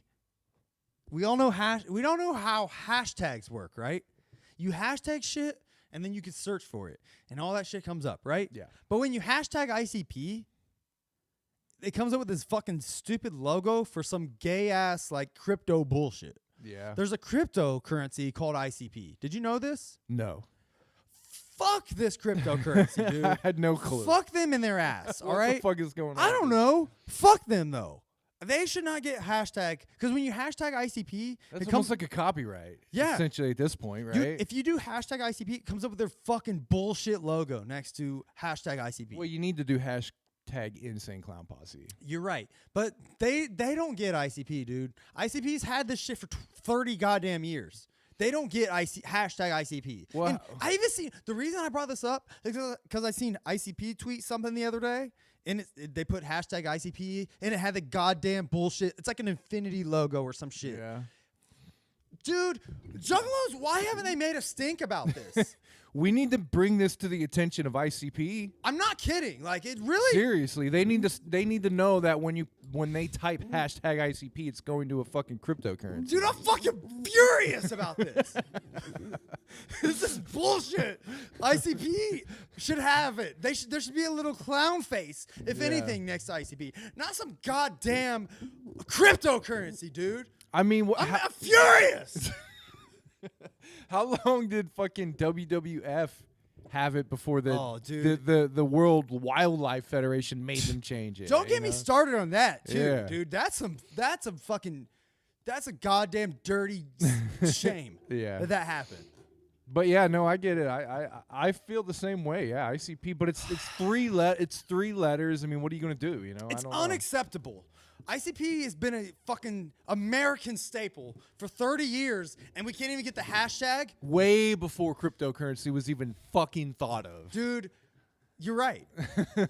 Fuck cryptocurrency, fuck NFTs, and fuck hashtag ICP. And we need to adopt it, and we need to take it over. And we need to tell Twitter, because I don't know if it's on Facebook. No, or Instagram.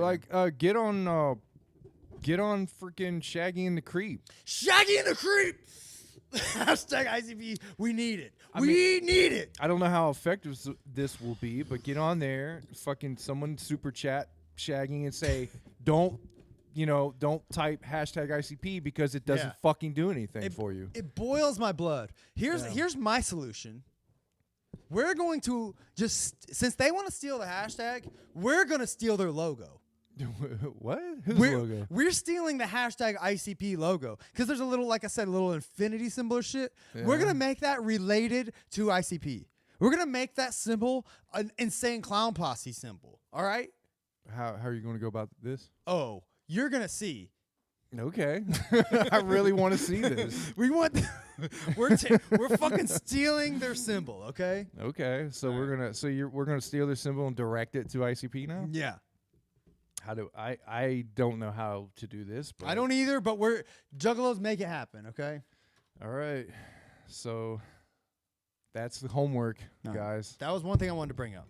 Yeah. No, I mean, I completely agree. I mean, that's fucking dumb that we can't even get the fucking hashtag. It boils my blood. The last thing I wanted to mention before we get into the album. Yeah, Corey, I know Shaggy doesn't give a fuck. I get it. But like, so I mean, maybe the creep will, maybe it'll click with him. I don't know.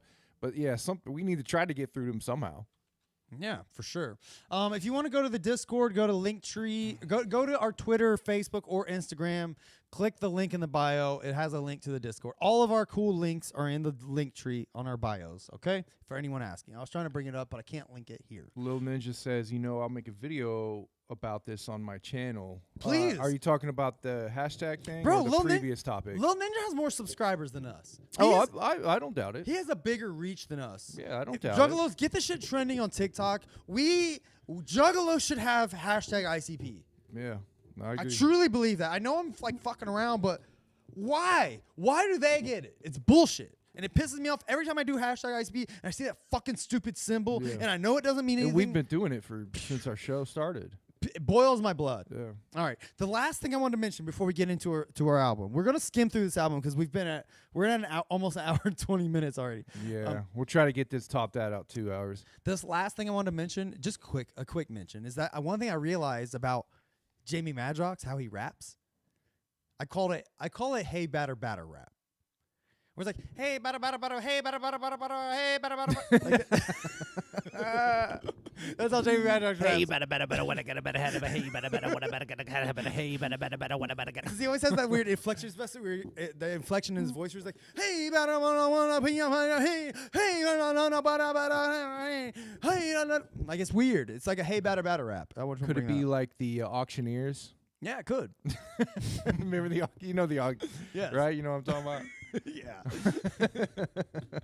All right, that's all. I had that note in my phone, so Okay. I don't know why, but I've been listening to Twisted a lot this week, obviously, and it inspired me to make that note. Which one can you let go of and let me listen to Any of them. at this point? Seriously, any of them. Anyone you want, I'll give it to you. I highly I have Heartbreaker and Homicide on the car. I'll give you, but I know Abominations is regarded as like top tier Twisted. I've only listened to it probably a handful of times, but you're welcome to take it if you'd like. Since you've had it, you've only listened to it a handful of times? Since I've had the CD, I haven't Yeah. listened to it at all. Oh, You'd- okay. You would be the first one listening to it.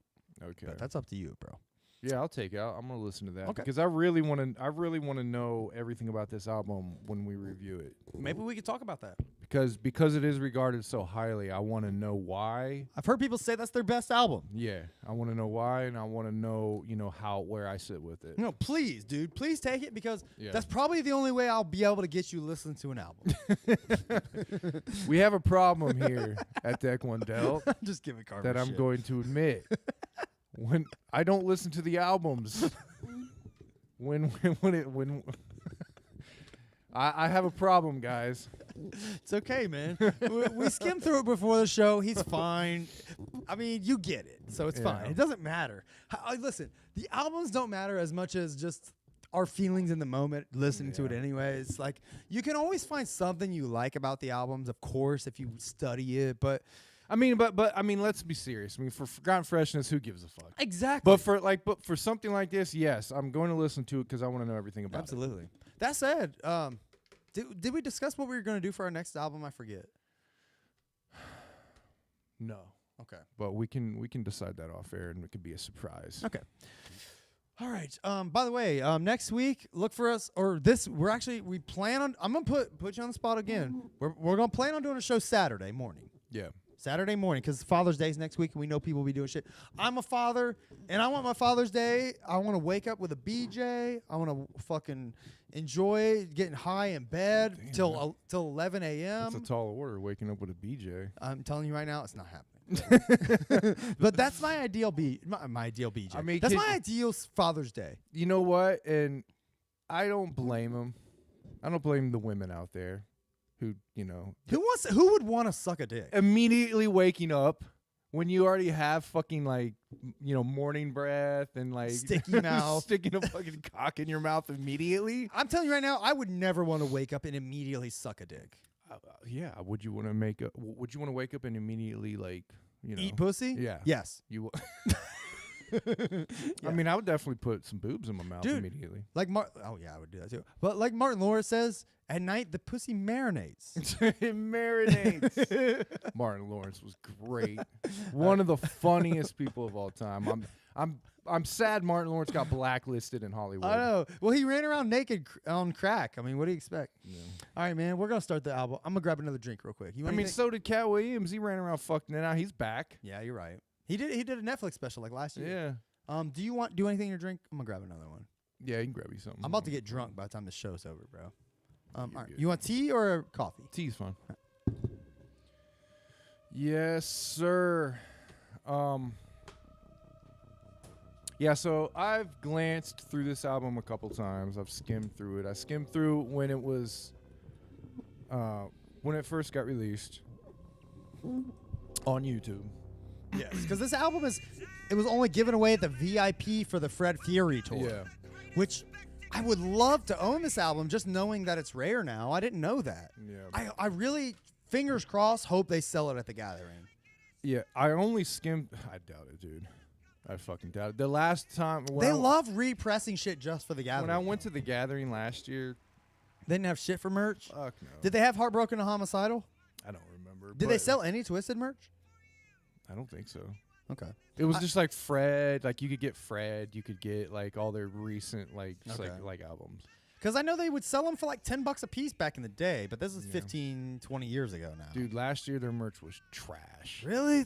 Yeah. I was planning on spinning a fucking knot there. Their merch was trash. I was really going to... I plan on getting a bunch of cool shit. The only there. thing they had that was like worthwhile was like the game. Like you could get the game. The one I got. Okay. My brother got for me. That was kind of cool. You could get the walk home shit. That whole thing. Oh, Walking Home Monday? Yeah. Which, by the way, where the fuck's that? Where's Tuesday? Exactly. Hopefully that releases that thing. I have a feeling they're going to release some cool shit at the Gathering, man. Yeah. So the intro for the Pie in Your Fucking Face tour was kind of cool. Well, when I went and seen ICP, they were calling it the House of Horrors tour because Malenko was out. But I'm pretty sure they played that intro, and it was considered it was like the second half of the Pie in Your Fucking Face tour because that's what they called the tour first. I could be a little wrong, but I have a feeling that it was around that time. And it's been 25 fucking years almost, but that gives me a visceral like memory when I hear that intro. Yeah. This track is called These Walls Will Fall. It said this track was I believe a Missing Link B-side. Yeah, they used the beat for Reindeer Games. Yeah, which, by the way, have you ever listened to that album? No. I've listened to it maybe once, like in the shower or something. It's pretty dope. Axe Murder Boys. James Garcia, a.k.a. Young Wicked, is all over it. Okay. I think it's pretty tight. We should do that one day. All right. Yeah. I mean, Hopefully they sell that shit at the Gathering. I'll Yeah. buy that.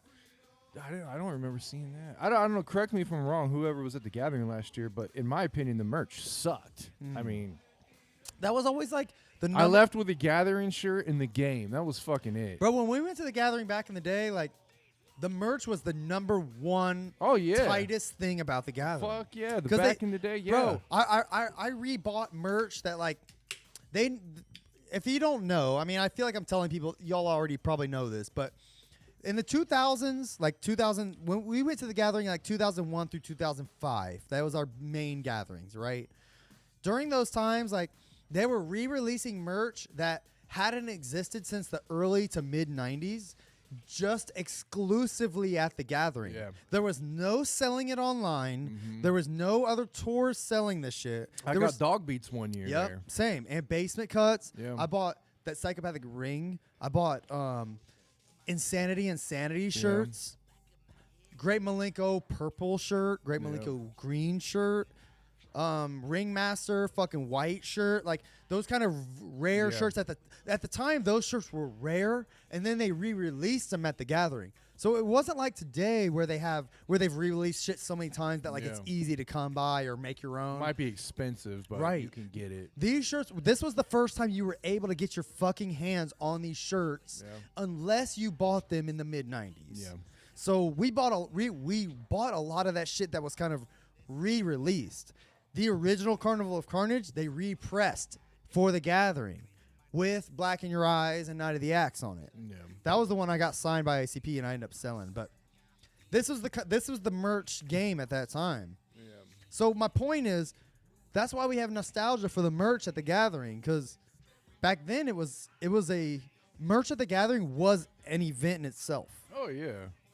Yeah, the lines were crazy. I remember. Yeah. Oh yeah. And they only have limited shit. And There was no lines at last year's gathering. I bought the But- Violent J Pimpin' shirt, the purple one, and the Shaggy Pimpin'. You know what I mean? Yeah. Like, you know what I'm talking about? Yeah, the ones where they wear the cartoon versions Yes. where they're wearing the suits Yes. and shit. Yeah. I got those at the fucking. Those were re-releases of old shirts. Mhm. The gold Ringmaster shirt. Yeah. Fuck, dude. God damn it! I wish I had that. Like shit. I really want the fucking Hollow Wicked versions of the cards. Yeah, Like dude. the original cards Fuck re-released. yes. Fuck yes. Like dude. that type of shit. I have the Malenko one still. Yeah. I didn't get it at the tour. I think I bought it at a gathering, repressed or Yeah, whatever. I remember they would do that shit Yep. too. Yeah. God, why don't they? I hope they do that shit this year. Somebody said, Corey said, well, they will have more time to prepare this year. So I guess last year, because it was like a spur of the moment gathering, Yeah. they kind of, I mean, that I guess that would make sense. Yeah, that I see that. Yeah. But this year, I mean, it's less than 60 days away, Juggalos, and they're just now releasing what's happening at the Gathering. Yeah, They I've just now noticed announced that. us as headlining the Gathering. We are. They just now We'll be announced. on. We'll, by the way, reminder: we're going on after ICP. Yes. Wednesday. Wednesday. You know who goes on after us? Who? Jay's mom. No. It'll be ICP, us, and Jay's mom. By the way, I don't mean to put you on the spot here in the middle of the show, but it's on a Wednesday. You know that, right? You gonna be able to get off work? I think I requested the whole week. Okay, off. cool. I'll request that day off, but I'll probably work like Thursday, Friday. But I get off at like 2:30, so Yeah. we will be in full effect at the Gathering. But we ain't staying the night. We ain't gonna be there early in the morning. Wednesday we will for the podcast, Yeah. since we got to headline the hot podcast tent, the Shadowlands tent, from 12 to 2 Wednesday, August 3rd at the Gathering. Yeah. By the way, Thursday, August 4th, my birthday. Nice. I'll accept presents. I'll be wearing $1 on my shirt. Just kidding. I'm just kidding. Really is my birthday. But So you guys are headlining. They don't need to announce anything else. fuck yeah, we appreciate that. Thanks, Corey Burnett. You're the shit. Don Chaos, thanks, bro. We'll see you there. I hope. I hope you'll be there, Don Chaos. I mean, that dude's been doing this shit for just as long, right? Oh, yeah. We should get him on the Juggalo origin story. absolutely. I'll hit him up. Fuck yeah. Don Chaos, I'll hit you up, bro. We got Little Ninja next. I'm gonna try to work it out with Little Ninja. It's hard because he's a little kid. Is he? How old are you, little ninja? He's fucking 12, bro. Little ninja. I know. I have Are a you okay? I have a You good 12-year-old to do? dude. I have a 12-year-old daughter, and Little Ninja's fucking. Little Ninja makes beats. Oh fuck yeah. He has a man. YouTube channel. He knows his ICP shit, bro. He ain't fucking around. Like, Yeah. he is deep, bro. I'm not Like, kidding. This kid knows what's up. That's good, man. He's the new generation of Juggalos. That's why we need to get him on, bro. Yeah. Like, for real. Like, Yeah, that's what's he's up, fucking man. schooling it. Oh, by the way, my daughters said they would run our TikTok account. Are you into that? What's TikTok? No. Wait a minute. How We- would they run our account? So what would we do for content on TikTok? We don't have a TikTok account. No, I get it, but what would And we do? I for- don't want to run it at all. But they said that they would run it and like make videos for it and shit. How would they? What would they do? I don't know. Would you be up for that? Yeah, but then if they're making videos for it, they would be the stars, not us. I don't know, man. I'm just throwing it out there. I mean, I don't fucking care. I'm so out of the game on social media, man. I don't fucking care. It's funny, man. No, do it. Fuck it. All right. All right. We haven't talked about the songs. Let's take at this all. shit to the moon. All right. So we To the moon. we skipped talking about These Walls Will Fall. Do you have any opinions on that song? It's all right. I mean, I listened to it. It was okay. That song was about them like being in prison and like a riot happening and then like tearing shit up. It's kind of whack. Yeah. It says it was from the Missing Link era, I think. Yeah. So this song is Swings and Chops. Oh no, I'm sorry. We're on Can't End Myself. We've been talking through Swings and Chops also. Swings and Chops was cool because it was recorded in 2011. That's what it's they 2007. Or sorry, 2007, which was cool to me. The fact that it was that old. Yeah. It said it was an Esham beat and He said it was the worst mix ever. yeah, which it sounded okay. It was okay. Yeah. I mean that's a forgettable song. The song we just heard was Can't End Myself, or the song we're listening to now. Here, let me turn it up a little bit. Oh, it's on Fat Sweaty Betty now. Let me switch it back to Can't End Myself, because I think Can't End Myself is one of the more interesting songs on this album. Here, he sets it up at the beginning.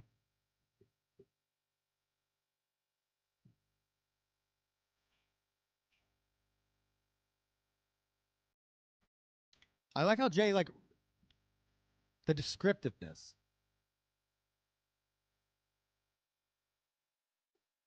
That reminds me of some carnival sound effects. Like weird ass, like old.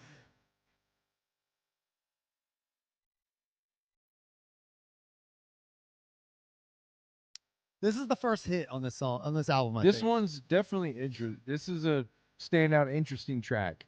This is another one of those like singular story Yeah. from beginning to end. He's talking about how he went to hell and now he's damned with living an eternal life, and he tries to kill himself and he won't die. So he ends up being just like a body on a skateboard by the end. Which in Out, doesn't he ride a skateboard? He's just a head on a I skateboard. think he's like a head rolling or something. Yeah. It's just Bitch cool, like slapped the lion. wacky. I mean, it's good storytelling, funny, wacky shit. The beat is forgettable, and there's no hook really. So it's. I think this song would get forgotten just because of that. But I think this song is pretty cool. When does it say it was recorded? He said this Freshness was recorded for Hell's Pit. He Okay. said when I listen now, I think, what the fuck on earth were we thinking not putting this on the album? They always think that shit. I know. He said when I hear this song, I think, fuck man, I can't spit like that anymore. If you're thinking shit, you're right about that, then fuck you. He said, yes I can, and I just don't always want to. These sessions were recorded during dark times of our lives. We'll tell you more about them and Behind the Paint Phase 2. Phase 2? Why would they call it Phase 2? Well, I mean, the first one chronicled like up until Shangri-La, right? Well, then they're about at that point. Yeah. From what? When was it? 2001, probably. No, they made it up to about 2002. That's when Wraith came out, right? Yeah, they made it was up. The first book, was. It made it to about the sessions of the Wraith and like the release of it, I think. Okay. So you got from about 2002 to 2022, way longer of a period. Yeah. That's true. Double the amount. You know, 2 That's decades true. instead of 1. Yeah, it's about time for a new book. Fuck yeah. They have way more shit that they could put in this book. This song is the shit. By the way, listening to this remix, like, just reminded me, I love Fat Sweaty Betty. Oh yeah, Fast Sweaty Betty's fucking amazing. This is a classic. Like, this is like a top 20 ICP Yeah, song, bro. it really is. God I mean, damn. Fat Sweaty Betty on Forgotten Freshness. I think it was on the first disc, disc 1. Yeah, I fucking love that song. And Willy Bubba. Yeah. Fat Sweaty Betty and Willy Bubba were probably my 2 favorite songs on that first disc of Forgotten Freshness. Willy Bubba, I think, might have been on disc 2. Was it? But I do agree, it's an amazing song. I think so. No, I think they were like back to back. Really? Yeah, Oh, something shit. like that. I may be wrong. Those are but even still, those songs are both Yeah. great. This is the Celluloid Bubble mix. It says Celluloid. it says this remix was started and finished in about 15 minutes. This is Mikey Clark. It's very similar to the original, just with more like saxophone. Yeah, it's okay. It's fine, but it just reminds me that I love Fat Sweaty Betty. Yeah, I mean, I like the original the best. It's great. It's a different, like, smooth mix, but you could play this in lieu of the original, and most people probably wouldn't even notice. Yeah. And it's great though. I really love it. People call Betty. Good neck. Sweaty. Love it, man. This song is great. Let's get through it. You can tell her from a... It's almost 5 minutes. All right, we'll move on. Well, yeah, there's that long outro of Ice. him saying all the food products. Something. So this song might be the most interesting song on the album, I think. This is Walk It Out. It says produced by Mikey Clark, recorded at the Funhouse. He doesn't say what year this was from, but he said. But I thought it was interesting in the liner notes. He says, "I wrote this freshness for an old rapper named Blaze Your Yeah. Dead Homie." And that's interesting. I wrote this for an old Yes. rapper, like he's not around anymore. Right. You know. But I like that he does admit it, and he like says it is what it is, but he doesn't like go into it. That's fine. But Then it's he's just like you're writing in these liner notes. Nobody's reading this shit but Juggalos. Why would you say I wrote this for an old rapper right. named Blaze? Every like, Juggalo knows who Blaze Your Dead Homie is. Anyone reading this text knows who Blaze Your Dead Homie is. They should. Yeah, I mean, All right, so he says, I wrote this freshness for Blaze, which this leads me to believe immediately that, and confirms that Jay does write a lot of shit for everybody.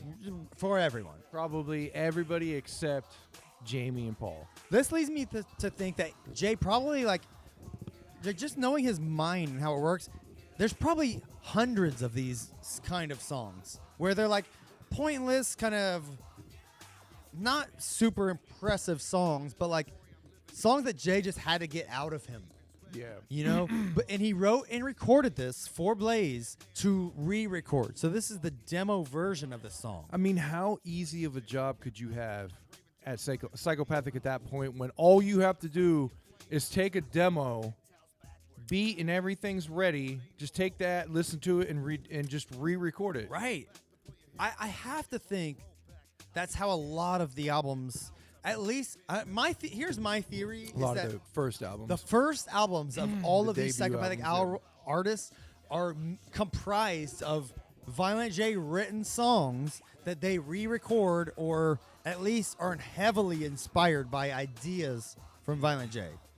Do we all agree that's probably the case? Yeah, and I'm sure like Blaze could have taken this song and like maybe changed some shit here and there. Right. The But- song's not even impressive. Like, anyone could write this fucking song. Yeah. It's dumb. This song is stupid, but it sounds cool.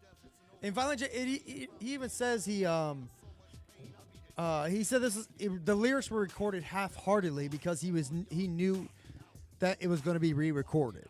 So what would he do? So he would write a song and maybe Blaze would use most of it, maybe change some shit here and there. sure. But why did he feel he had to write it? Why couldn't he just say, "Hey Blaze, I want you to write a song about this Yeah, topic"? here's the beat. Write a song to this. Like, this Yeah. song isn't anything that like I would listen to and be like, yeah. I mean, I'll that's take. a fucking lot of effort coming from Jay. You're right. He's Like, writing his own shit and other artists on his fucking people recording this shit on his own. Because this song isn't like I'm trying to think. I'm trying to come at it from a rapper's perspective. And you as a rapper, let me talk to you. If someone were to come to you with this song and said, "Hey, bro, here's a good song I wrote. Check it out. Re-record your own version of this." Would you listen to that and say, "All right," or would you listen to that and be like, "Let me just write my own shit to this beat"? Man, I would write. I mean, me as a rapper, I would never rap somebody else's shit. Right. So that's what's wild about it, is that like I wonder how often that happened and they were like, "All right, I'll do that." Yeah, I mean that gets me to where it was like control. It was like a control issue with Jay. Yeah. To me, that comes back to a control issue. Like they had no choice kind of shit. I wonder what year that was recorded. Like that, it doesn't specify, but I'm curious because if it was for Blaze's first album, like One Less G, because I think I would go as far to say that the Blaze EP was probably all Blaze and Twisted.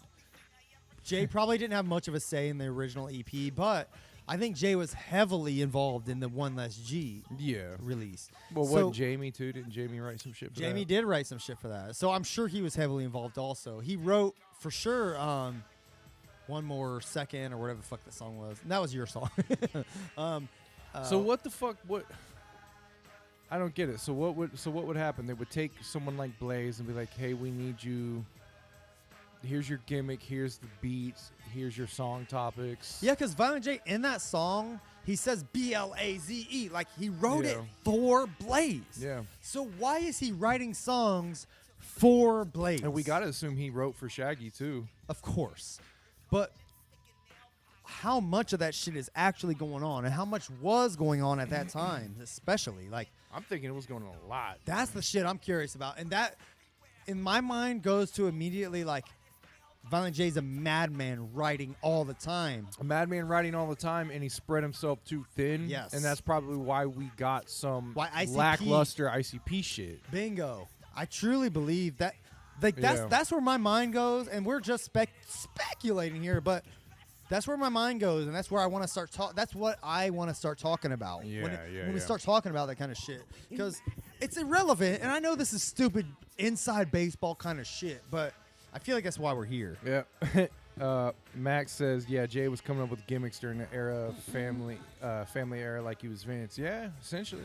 Like Vince, that's a good point. That's a good way to put it. Yeah, he probably was. I mean, Jay's a huge wrestling fan. He knew about, they worked for WWF. Do you think he created the hoodoo gimmick? Probably. He probably had something to do with it. Blase, fucking. I know he all had that it. I shit. know Blase was all him, but I'm curious about the hoodoo gimmick because if that's the case, that would probably be the final gimmick that he created. Because I doubt he had anything to do with Ouija. Mac. No, I doubt that. I doubt he had anything to do with light. Yeah, he's stopped since. He's definitely. I don't think he writes for. He doesn't do this shit anymore. Everybody's doing their thing now. He doesn't write for Shaggy anymore. I doubt. He doesn't write for anything. Let me tell you this. Let me see what year Crystal Skull came out. That was Hoodoo's first album. I'm gonna say 13. Just a guess, 13. Fifth. Oh, you're right. Boom, bro. All right. So I listened to all of Hoodoo's discography on my New York trip. I listened to all 3 of his psychopathic albums: Crystal Skull, Asylum, and Houdini. His album is actually called The Red Book. Did you know that? Yeah, I knew the Red Book. That was his latest one. Which right? that's definitely a call out to the Green Book, right? Maybe. Like that's definitely like a here's my. Here's my book. Jesus, I'm getting fucking drunk over here. Sorry. I gotta put out a book. It's one, Here's and I'm mine. drunk. Yeah, that's how I see it. So, anyways, Crystal Skull came out in 2013. I listened to Crystal Skull twice on my road trip. By the way, this album fucking rules. The Crystal whole Skull. entire album rules, dude. Crystal Skull. It's fucking great. Highly recommend every Juggalo listen to Crystal Skull, dude. I would go on a limb, one of the best psychopathic debuts. Really? Every fucking song rules, dude. Every Okay. single fucking song. I'm not kidding. And the reason I'm bringing it up during the middle of Forgotten Freshness 6, it's irrelevant, but this song, by the way, there's a song called Someone said, Max said Jay, or yeah, I think Hoodoo was Jay's last gimmick. Yeah, it seems that way. I think so too. I mean, well, I guess it would have had to been Blase because she came out after. Yeah, I think so. Yeah. But he has a song called Spells that has ICP on it. It's an ICP song. Yeah. For sure. With Hoodoo featuring. And they're just talking about like mixing a bunch of shit and making a spell. Like, it's great, dude. I never heard the song before. Yeah. I've listened to Crystal Skull like the first half like 4 times. And it's cool. But the second half is just as fucking good, dude. Wow. Highly, highly recommend listening to Crystal Skull. It's the reason I'm bringing it up though is because I think that it's heavily Jay influenced. Yeah. He's on almost every single song. Yeah. Almost every song. And It's great, man. It really is. It's another one of Jay's pet projects that is well done, fleshed out, and Hoodoo's every song fits Hoodoo's gimmick, which is great. And it was Jay during the Bang Pow Boom, or I'm sorry, Mighty Death Pop era. Yeah, which was a good Jay. It's so good, dude. Yeah. Highly recommend. I'm gonna buy this shit as soon as I can. Like Okay. it's very good.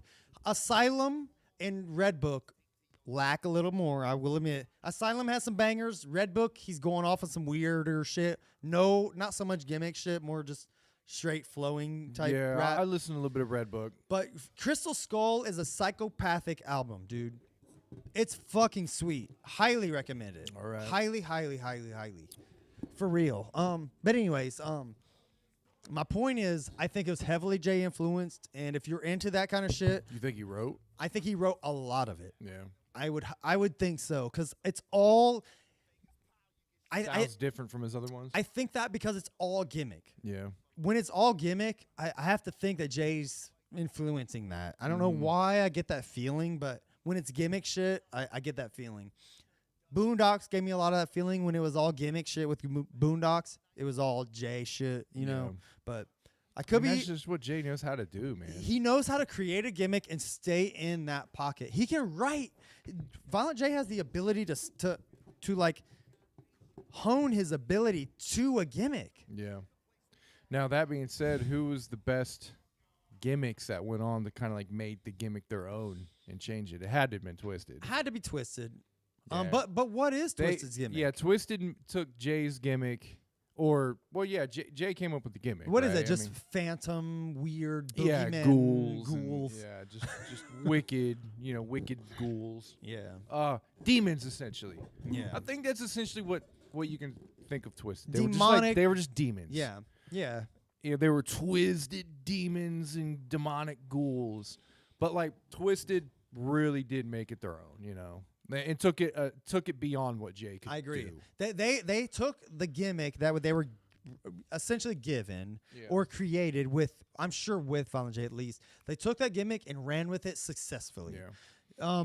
And we really have to fucking Jay was essentially the Vince McMahon, ran psychopathic like like wrestling, gave gimmicks out and said, "This is what I want you to run with," and like you're either going to get over with the people with your gimmick or it's not going to work because you know what I mean. He wanted you to get over, to get the gimmick over. Absolutely, and that's a great point. I think the wrestling, what am I looking for? Connection. Yeah. I think that's a great point because I think that's really truly what's happening. He took that and put it into rap and created his team based on that same ideal. Yep. And it worked, dude. It works fucking great. Mm-hmm. And Ouija Mac, I think, is kind of beyond that. I think that has a lot to do with just that's how life and social media in general. That's how wrestling is now. It's kind of like Vince McMahon doesn't really give people gimmicks anymore. It's a lot more social media. Shit. Like even wrestling's like that. There's no more like gimmicky people anymore. It's like it hits a wall at some point with the internet, and the social media kind of blurs that. And now it's like y'all are doing your thing, like make it work. Yeah, you just make it work on your own now. That's a great point. Somebody mentioned Max Rebo mentioned in Red Book the gimmick is pretty much gone, and I do agree with that. Like I listened to Red Book a couple times over the weekend, and while I do like Red Book, it has some dope songs on it. They're kind of forgettable because the gimmick is gone. The Crystal Skull sticks with the gimmick so well that like it's like top-notch psychopathic material, dude. It really is. And it made me really fall in love with Big Hoodoo. Well, it's a double-edged sword because Jay gives you the gimmick, and then you can either run with it and get over with it, or you just don't know how to do anything with it without him behind the helm. Yeah, that's a good point. Without Jay running the gimmick for you, you don't know what to do with it. Even Zug Island failed with that. Yeah. I mean, 333, which was Zug Island's second album, I'm assuming not mostly written by Jay. I think Jay wrote most of Cracked Tiles. I'm confident in saying that. But 333, their second album, had a few bangers, but it was mostly forgettable. Mm-hmm. And like that's just a testament to how much like Violent J is in tune with what people want, dude. He really has something. Like hate him or love him, he has something, and he knows what people want. Well, it was working at that time. Is that what people want now? That's a good point. Do And we want these gimmicks now? well, I'll say this: people in the Discord were arguing with me about Ouija versus Hoodoo because I made the comment that Hoodoo should be bigger than he is, and he should be more respected amongst the Juggalo atmosphere. The only thing I think Ouija has over him is the amount of content he's releasing. No. Hoodoo hasn't released an album since 2020. Yeah. Ouija's releasing a new full-length album every 3 months. Yeah. You know, I will say I fucking liked Hoodoo's at the Gathering. His performance. It was the first time I saw him. I thought it wasn't the first time I saw him. I saw him when he came here and they revealed Ouija.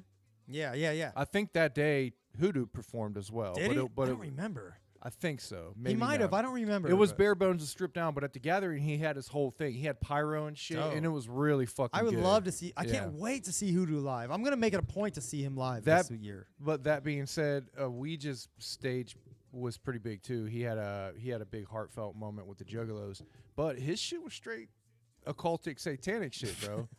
I swear to fucking Really? God, yeah. Like he had like a ritual on stage. man. Wow, that's interesting. Yeah. But like, saying do your thing. I'm just saying. But I did like Hoodoo's performance. I thought it was he had a lot of fucking energy. Like I was getting into it. Yeah, So, dude, I'm looking forward to it. I would love to meet the man. Yeah. I invited. Messaged him on Instagram just to put it out there. I messaged him see if he wants to come on Juggalo Origin.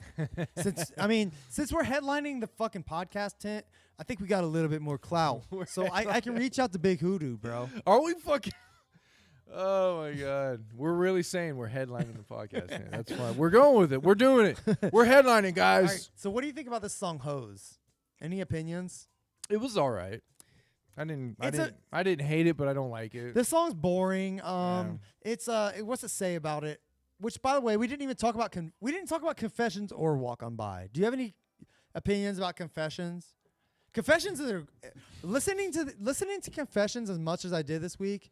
I like it a lot more. Yeah, Confessions is great. I it's a always loved it. great classic ICP song. Yeah, no, like, Malenko, Jekyll Brothers era. yeah, and this one I like too. I like a lot because it's not this. Wait, you one, talking but- about Mr. Clean? No, Confessions. Oh, yeah. Confessions. The one on here is pretty cool. too. Shaggy comes with Yeah. like a 4-bar verse toward the end, which is out of the ordinary. It even says, "We both have no idea what this is even doing existing." I don't even remember making this, and neither does Shaggy. How many of those do they have, bro?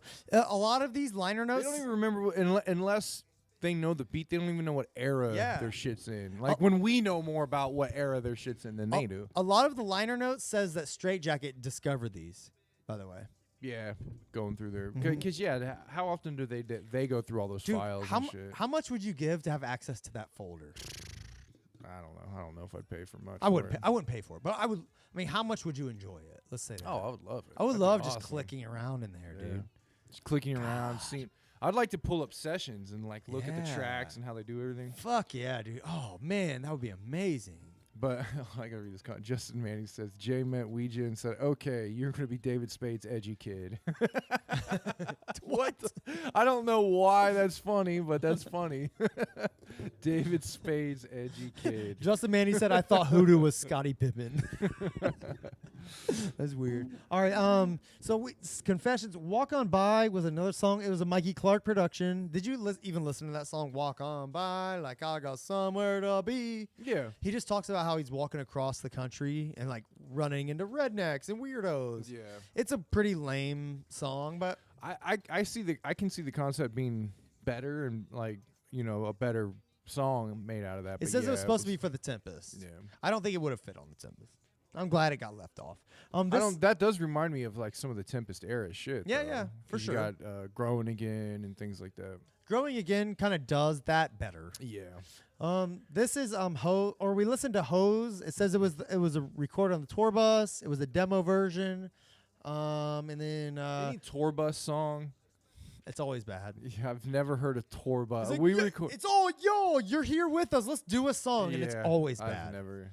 Yeah. The song Hose, so yeah, that was a Eshawn beat. And he said one thing that was interesting is he said that he released a song called Hose on his debut or I'm sorry, his solo album called The Shining, which I don't remember that version, but he said they don't interact at all. He said they tried to recreate it because they thought they lost it, which I thought was interesting.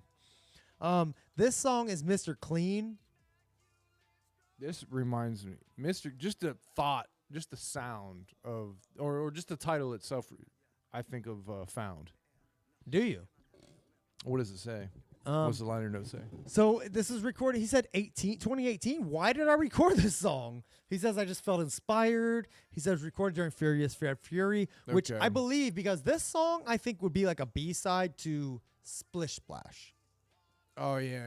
Because Splish Splash is all about like washing a bitch and her being clean and like Yeah. taking a bath with her.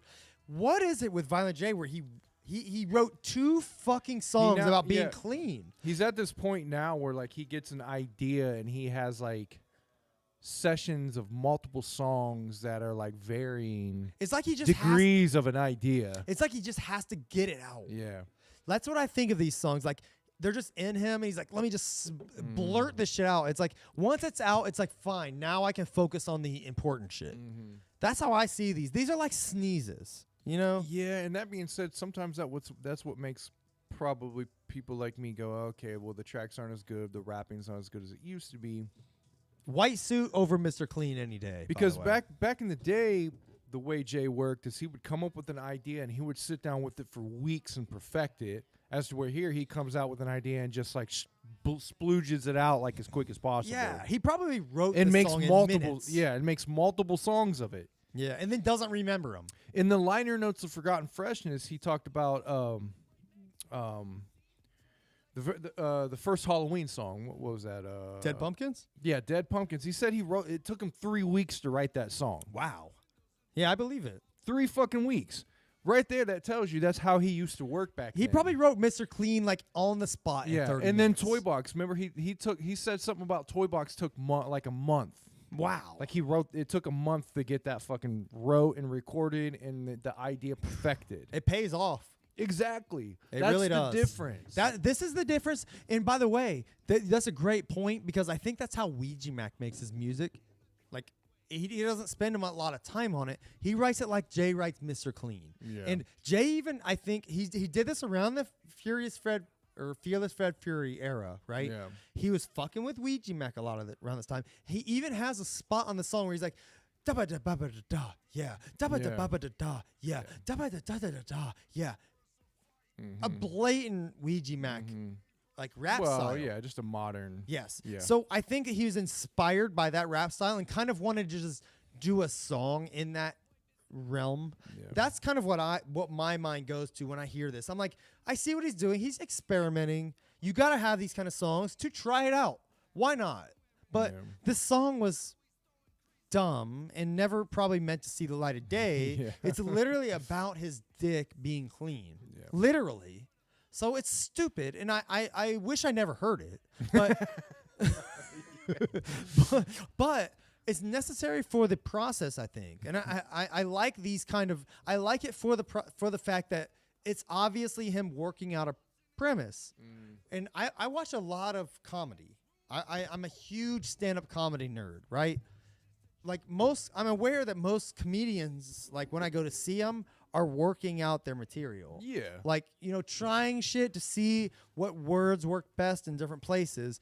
This is that version of that. Yeah. You know what I mean? essentially, And get it, yeah. that's why it belongs on Forgotten Freshness 6 instead of on fucking Fearless Fred Yeah. Fury. You know?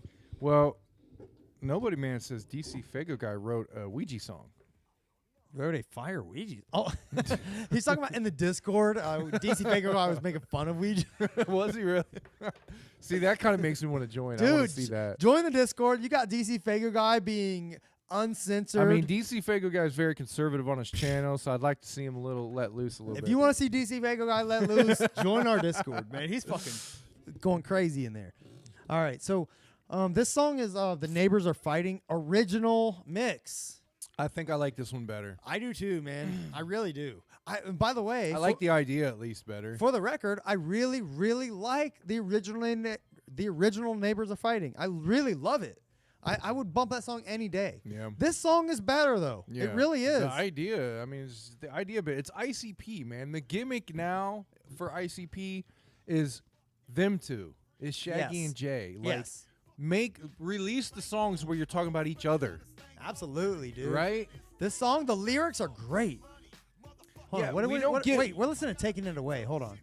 Neighbors are fighting. We don't get many songs where it's Jay and ICP working off of each other, their characters, right? Yes. Like in the song, in the universe of the song, they know each other and Yes. they're talking to each other and They're usually just working together. So Yeah. this song is great in that they wrote it in the sense that I'm going to be this guy, you be that guy, Yeah. and we're fighting. And that makes this concept make sense because, let me turn it down a little bit.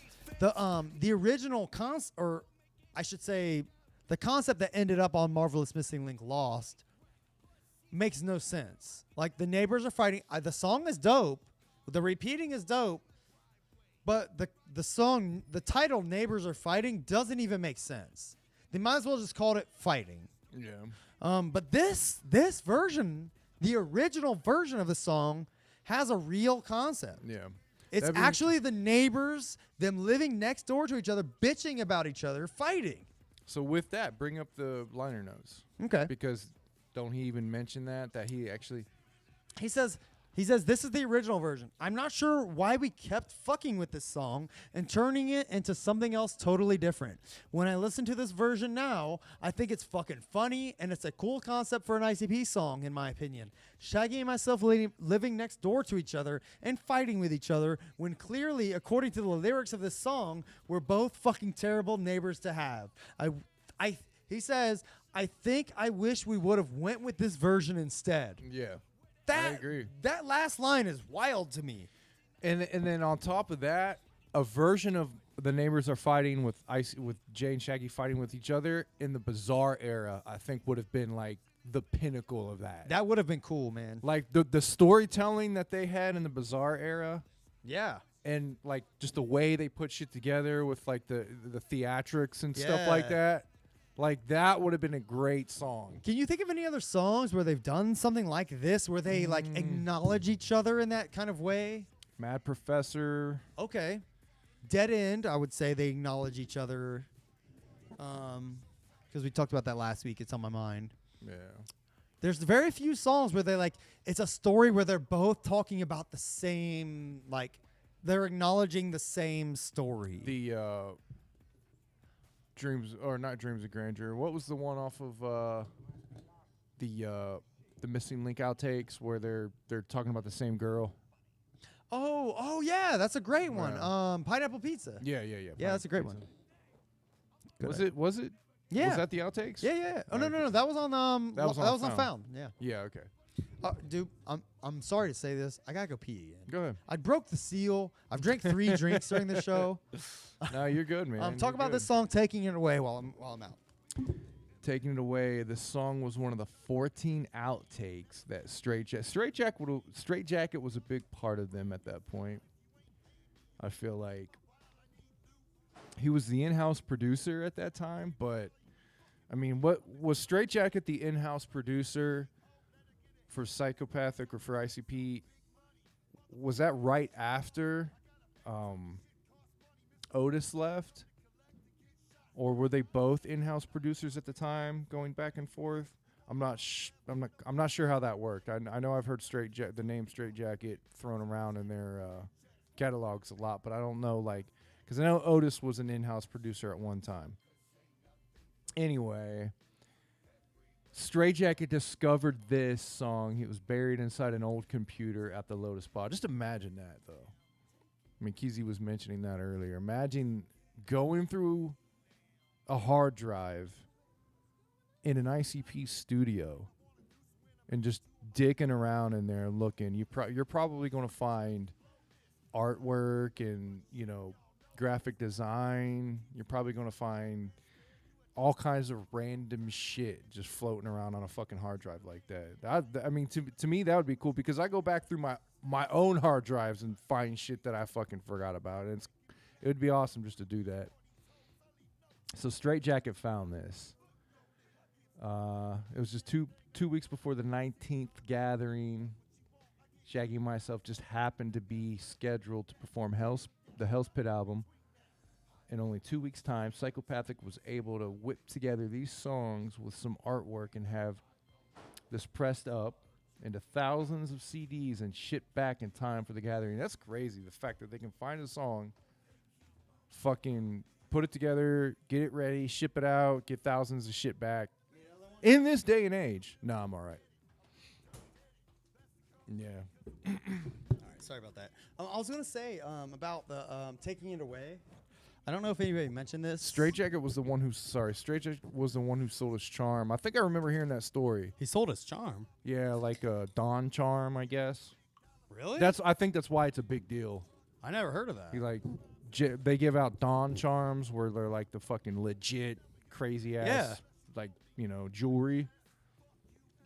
So Straight Jacket sold his Dawn charm, huh? Is that what it was? Wow. It's crazy. That's interesting. I was going to say about this song, it doesn't mention it on this. Axe Murder Boys did a version of this song. Did you know that? No. Let me play it for you real quick. So this is I think this is another example of them doing a demo version of a song, having it on a folder, bringing an artist in and saying, pick one.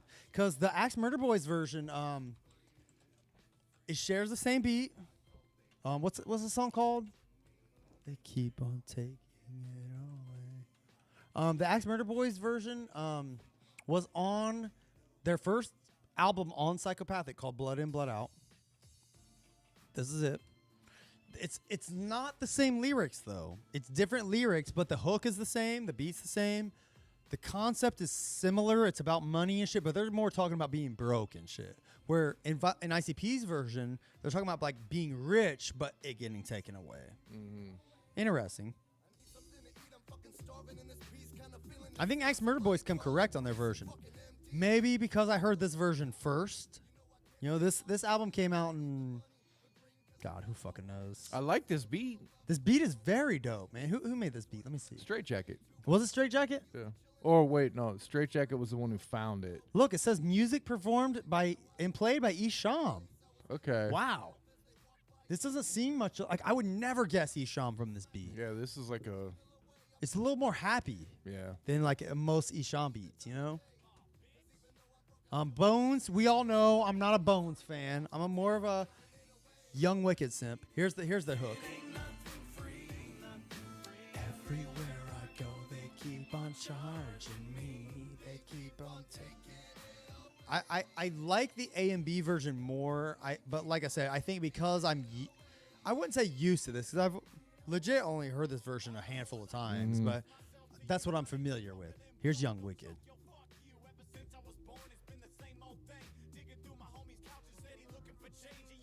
I will say this era, This is they 2015. kind of sound like Twisted. Okay. They kind of sound like an older, early 2000s Twisted.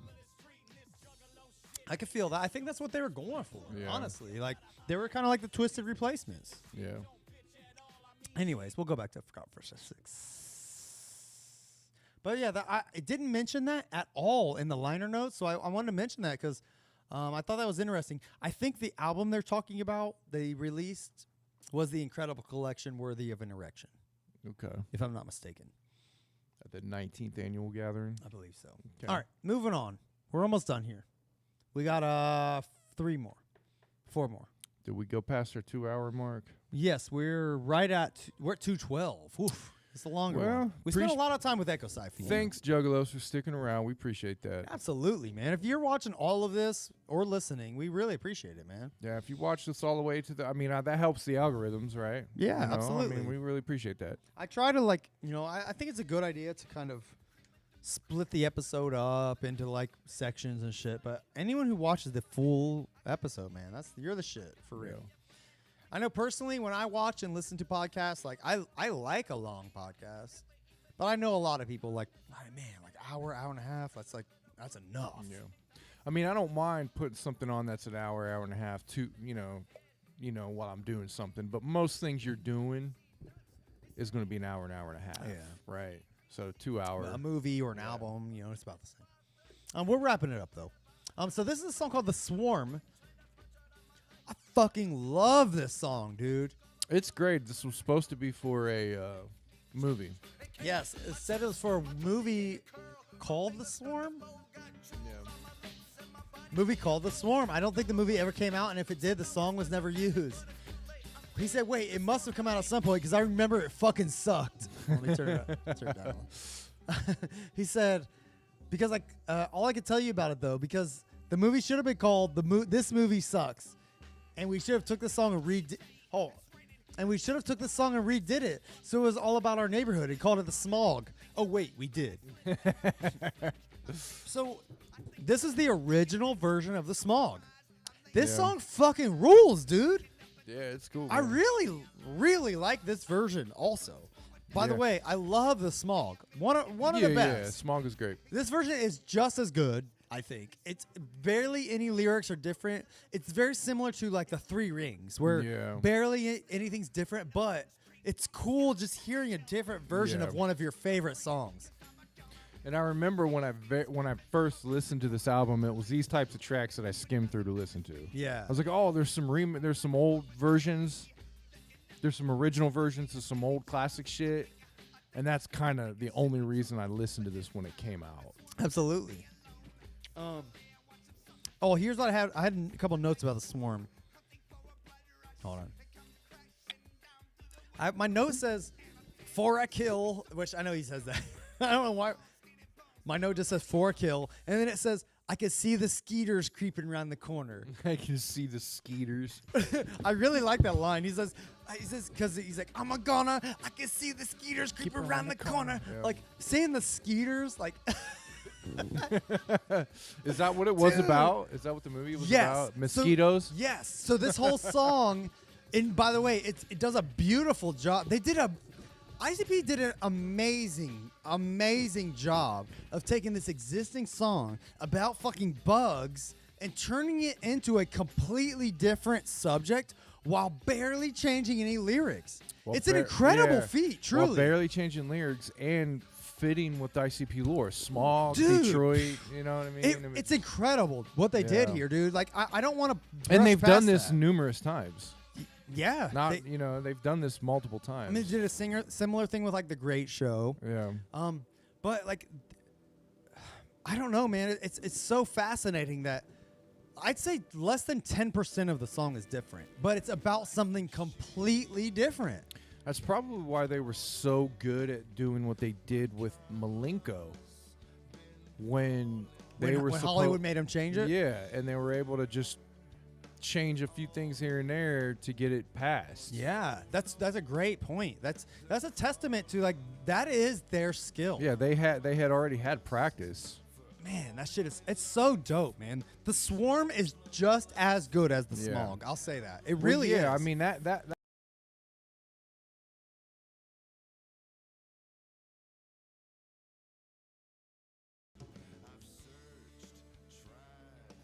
right, I think I fucked up our volume for a second. It's good now. Okay. I think I accidentally kicked it. Well, anyway, this Sorry. song can. This song sucks, but this is what the fuck is up with this shit? I listened to this song and like I literally thought this is the worst thing ICP's ever done, but in context, I'm okay with it. It does say "I Found You," written and performed by music by ICP, written and performed by Violent J. It said this. First of all, it says "This Freshness." was recorded and meant to use only as scratched vocals for Sin of Zug Island. They were putting out a greatest hits and wanted to record 3 new songs with the band's original lineup. He said, well, back then they recorded their album, which by the way, misspelled their album, Cracked Tiles. I was the one who wrote the lyrics to Mike P in the band's music. I think that's a critical line right there. I was the one who wrote the lyrics to Mike P in the band's music. Yeah. So that's confirmation that he wrote Cracked Tiles, right? Yeah. Didn't we? We already knew. We all knew that, but having it confirmed in writing by the man himself is significant. So we revisited the original formula of Zug, and this was one of the new jams. This version was, with me singing, was never meant to be heard by human ear holes. Buttholes. But yes, ear holes, no. But here we are. And I wish it was my butthole hearing this at this moment. Yeah, this song fucking blows balls, dude. I mean, it sucks bad. This never in the what it was supposed to be never came out.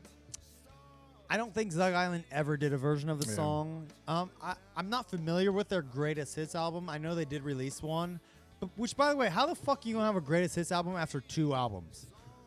Yeah, I agree. That's so stupid. For what it's worth, I really liked Zug Island. I was this close to working on the website Zuggalos.com. My homeboy, I ran my website at the time started Zuggalos.com, Zuggle. and like I was like, nah, I'm good. I didn't work on it. Anyways, this song sucks though. I mean, and by the way, every time I hear this kind of shit from Violent J, I think he's writing it about Blase Bros. Yeah. I can't help it anymore. If I hear Violent J rapping some sappy shit, I think it's about Blase. And I know that's not true, but that's just where my where my mind goes. So I just assume it, and it makes it way shittier and cringier every time. Justin May said, I never heard that Zug Island album. Is it worth it? Crack Tiles is a classic. I truly love that album. Man, Sincerely. Crack Tiles is good, man. It's great, man. Crack Tiles is the shit. 333 you can skip. There was a couple bangers on it, but Crack Tiles is well worth your time. If you want to hear a Violent J rock album, that's what it is. And it's fucking sweet, man. Sincerely. That's another one I lost the disc for. Yeah. I don't think it was Jason Easterling. No. But whoever stole my Crack Tiles disc, you know who you are? Fuck you. Someone's out there. Fuck you. Someone's out there with it. All right. So this is please Got don't some classics, yeah. This is the Please Don't Hate Me demo version. I wanted to ask what your opinion was. Why was it? Why? So my question is, why did they even have a That's- demo version of that? That was my question. Like we talked about it a little bit earlier, but it seems like they had a lot of songs where like they recorded a half-assed version before they recorded the real version. Yeah. But this version is like, it's pretty fleshed out and it sounds pretty good. It might need some mastering. I'm sure it went through a little bit. Probably Stray Jacket put his hands on it before it made its way to this disc. But this version sounds pretty dope. Like, if this were on the album, I would have accepted it. Like, it would have been fine, truly. I'm curious why they do a demo version. Like, it seems like a lot of work for what? Just to rewrite it and re-record it later? Did they do a demo version of every song? That's what I'm wondering. Even from... Yeah, I don't know. That seems like a waste of time to me, right? Yeah. And we're no national recording artists, but I mean, we've done our fair share of recording a song. Like when we go to lay it down, it's the plan. Like this is the fucking song. Yeah. Here it goes. Let's do it. You do it a few times, save the best one, and move on with your life. So why record a demo version just with a plan of redoing it later? I'm wondering if Jay does it when he's the one on the song mainly, and he'll do a demo version with it when it's just all his vocals. Maybe like to show Shaggy. Yeah, to give it to the people that are going to be on the song themselves. Like, here, look, listen to this, Shaggy. Listen to this, other people who are going to be on the hook or additional voices, so they all know what it sounds like. That's interesting. I would love to know the Is mentality. this just him? Is this the only vocals on Yes, this? Just him? It's only him. It's all him. That's probably it. Because in the bizarre version of Please Don't Hate Me, Shaggy is at least on the. So they call you the Terminator. You can use a cold glass of haterade, but he's not on this one. But how many people are on the hook of that too? Please don't hate me. Yeah. 'Cause I mean, there could be multiple people on that. It just could be Jay, since it's his idea. He needs to get it out so people can hear it. By the way, this song sounds great. I think it's really dope. Violent J even says himself. He says this is the demo version.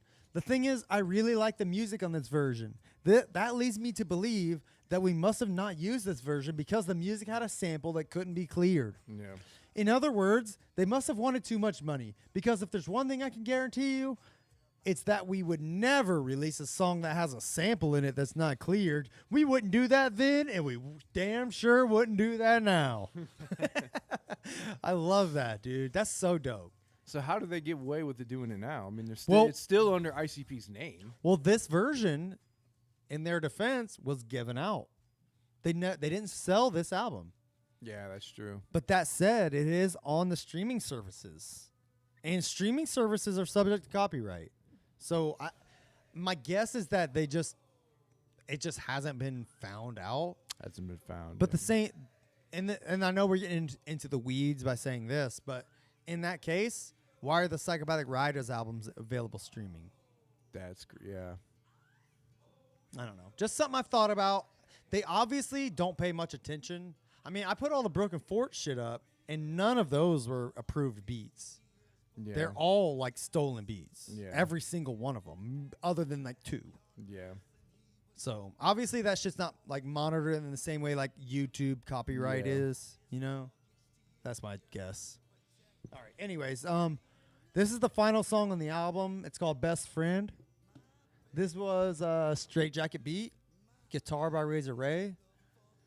This was recorded for the Brother EP. I like the idea of it, and I like the warmth of this song, but I mean, just Jay's vocal performance in this song is not great.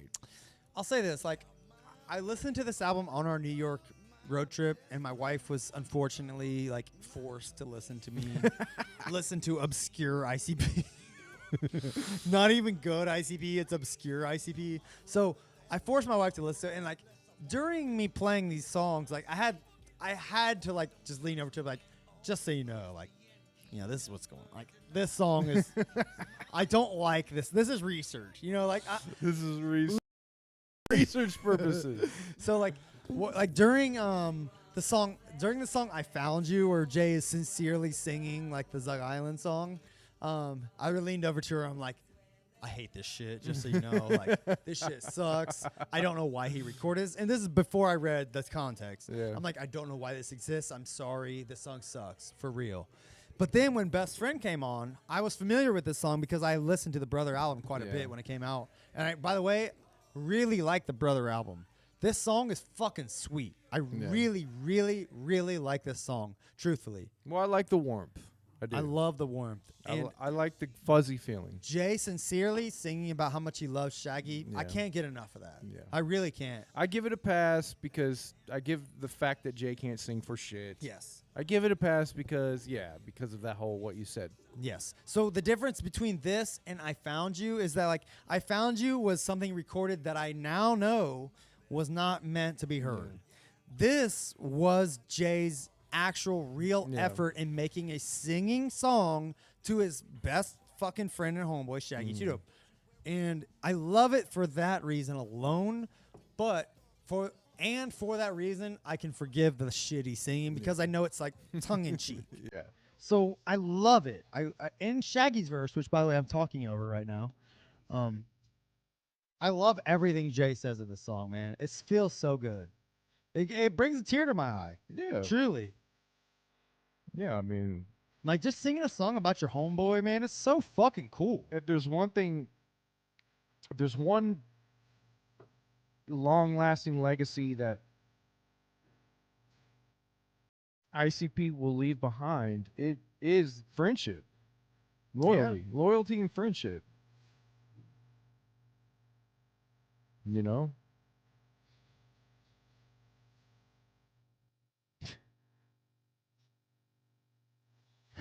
He said, that's fine, yeah.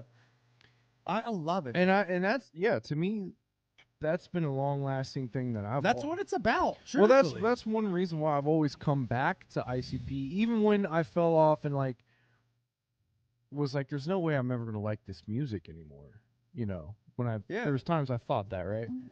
But in the back of my mind I'm thinking like, but they're giving something that other bands and other artists aren't giving, and that's like loyalty and friendship. Like, they're promoting this. Yeah. They're Promoting like a kinship with human interaction, you know? And it's not just a gimmick, it's real. Like, Jay and Shaggy, you know, that's really how they feel about each other. Like, that shit you know? actually matters, Yeah. and they're not too cool to talk about it. Yeah, and I that's what's always brought me back is that thing is like, well, let me see what the guys are up to. Yeah.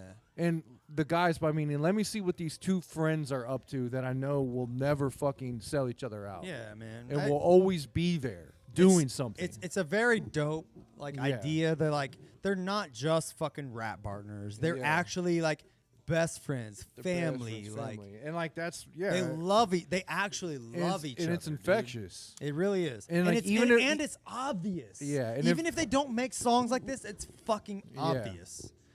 Like I listen to Shaggy and the Creep and like people talk about Violent J, like send messages about Violent J, and Shaggy just like blows them off and shit. But the point is like Shaggy genuinely really loves Yeah. Violent J. Like Yeah, and it doesn't matter. Friends can give each other shit. It For doesn't sure, fucking dude. matter. I mean, you're supposed to. absolutely. Like They they call would, your friends out. they would never sell each other out. No. They're down for whatever with each other. Like it's the sentiment is there no matter what, and this song is a testament to that.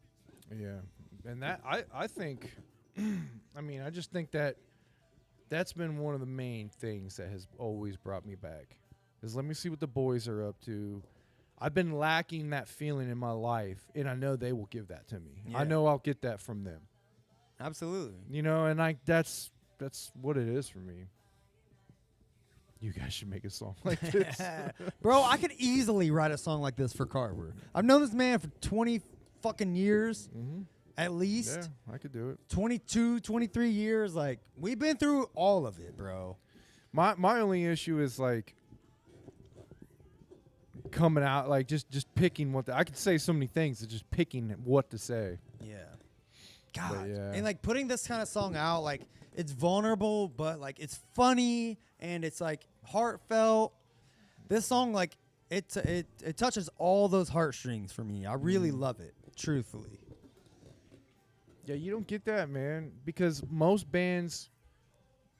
like bands that you love end up breaking up and hating each other. You know? I mean, how many bands where the fucking singer and the guitarist are fighting, or right. you know, Or they go on tour even though they hate each other. yeah, one of my favorite bands of all time, Pink Floyd. The two big names in that band, Roger Waters and David Gilmour, basically hate each other, and they have for fucking like 30 years. How the fuck do they do that? They split up, sued each other, basically went to court, and one got the rights for like half the catalog, the other one got the rights for the other half the catalog, and that's all they're allowed to perform. And they don't perform this shit together. They got their own bands when they perform. And What a you know what I'm shame. saying? So it's like that's like one of the biggest versions of like what you get with most bands and rock bands. Could you imagine ICP falling out? I know, and imagine that, and them still No, performing. no and shit. Yeah. fucking way. No, it no wouldn't work. fucking way, dude. Most of their gimmick is friendship. that literally is like.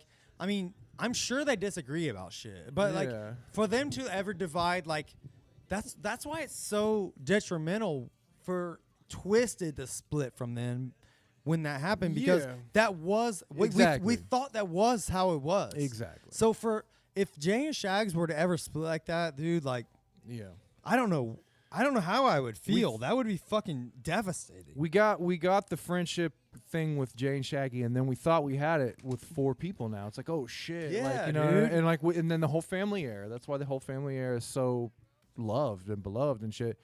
Yeah, and then when it split up, that was why.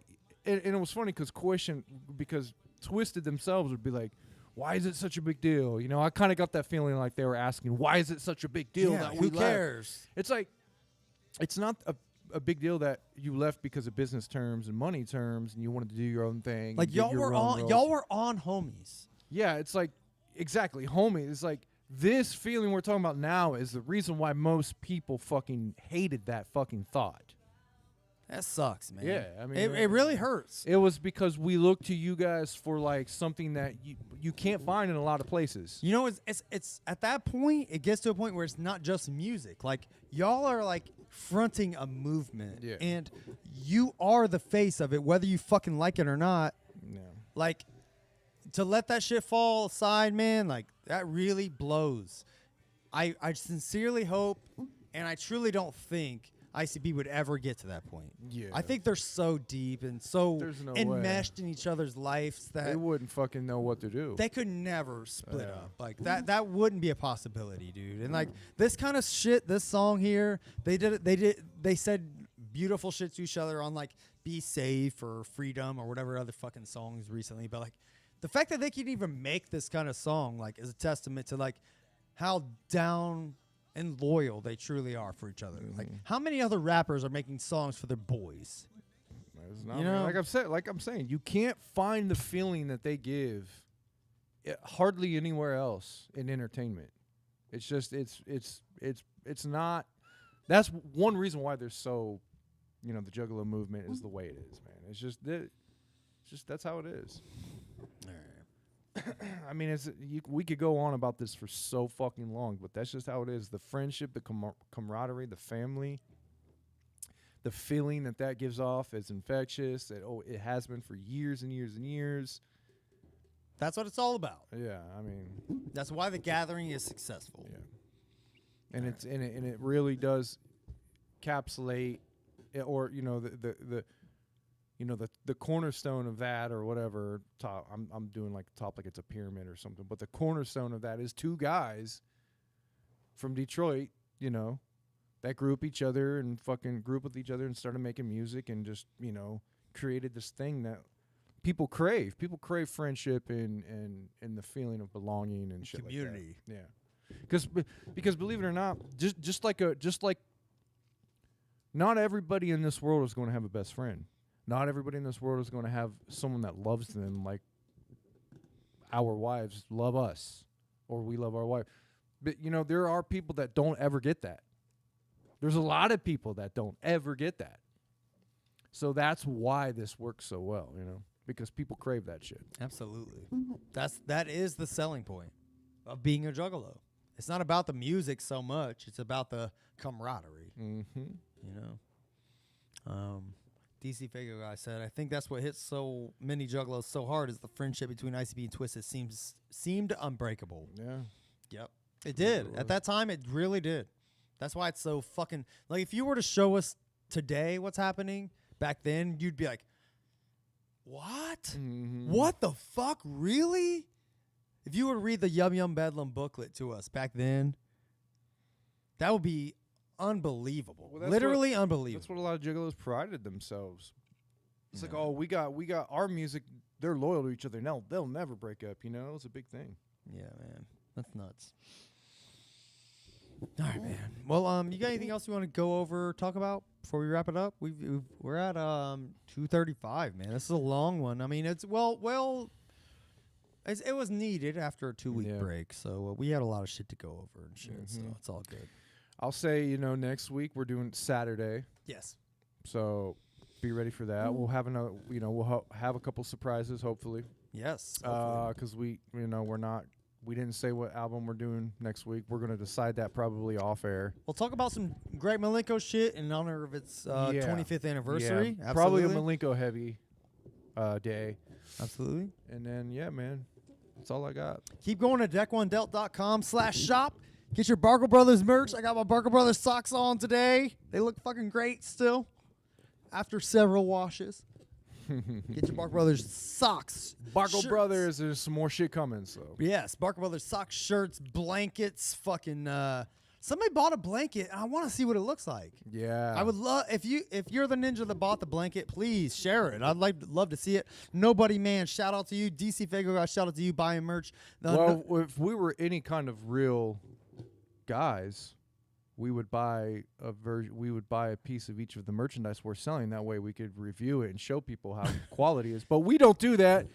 We just want you to buy it, and if it sucks, it sucks. Yes, buy it. If it sucks, let us know. We'll keep that in mind. I know for a fact the socks are pretty damn good, and Socks the fucking shirts the actual shirts are pretty good too. Yes, So yeah. absolutely, man.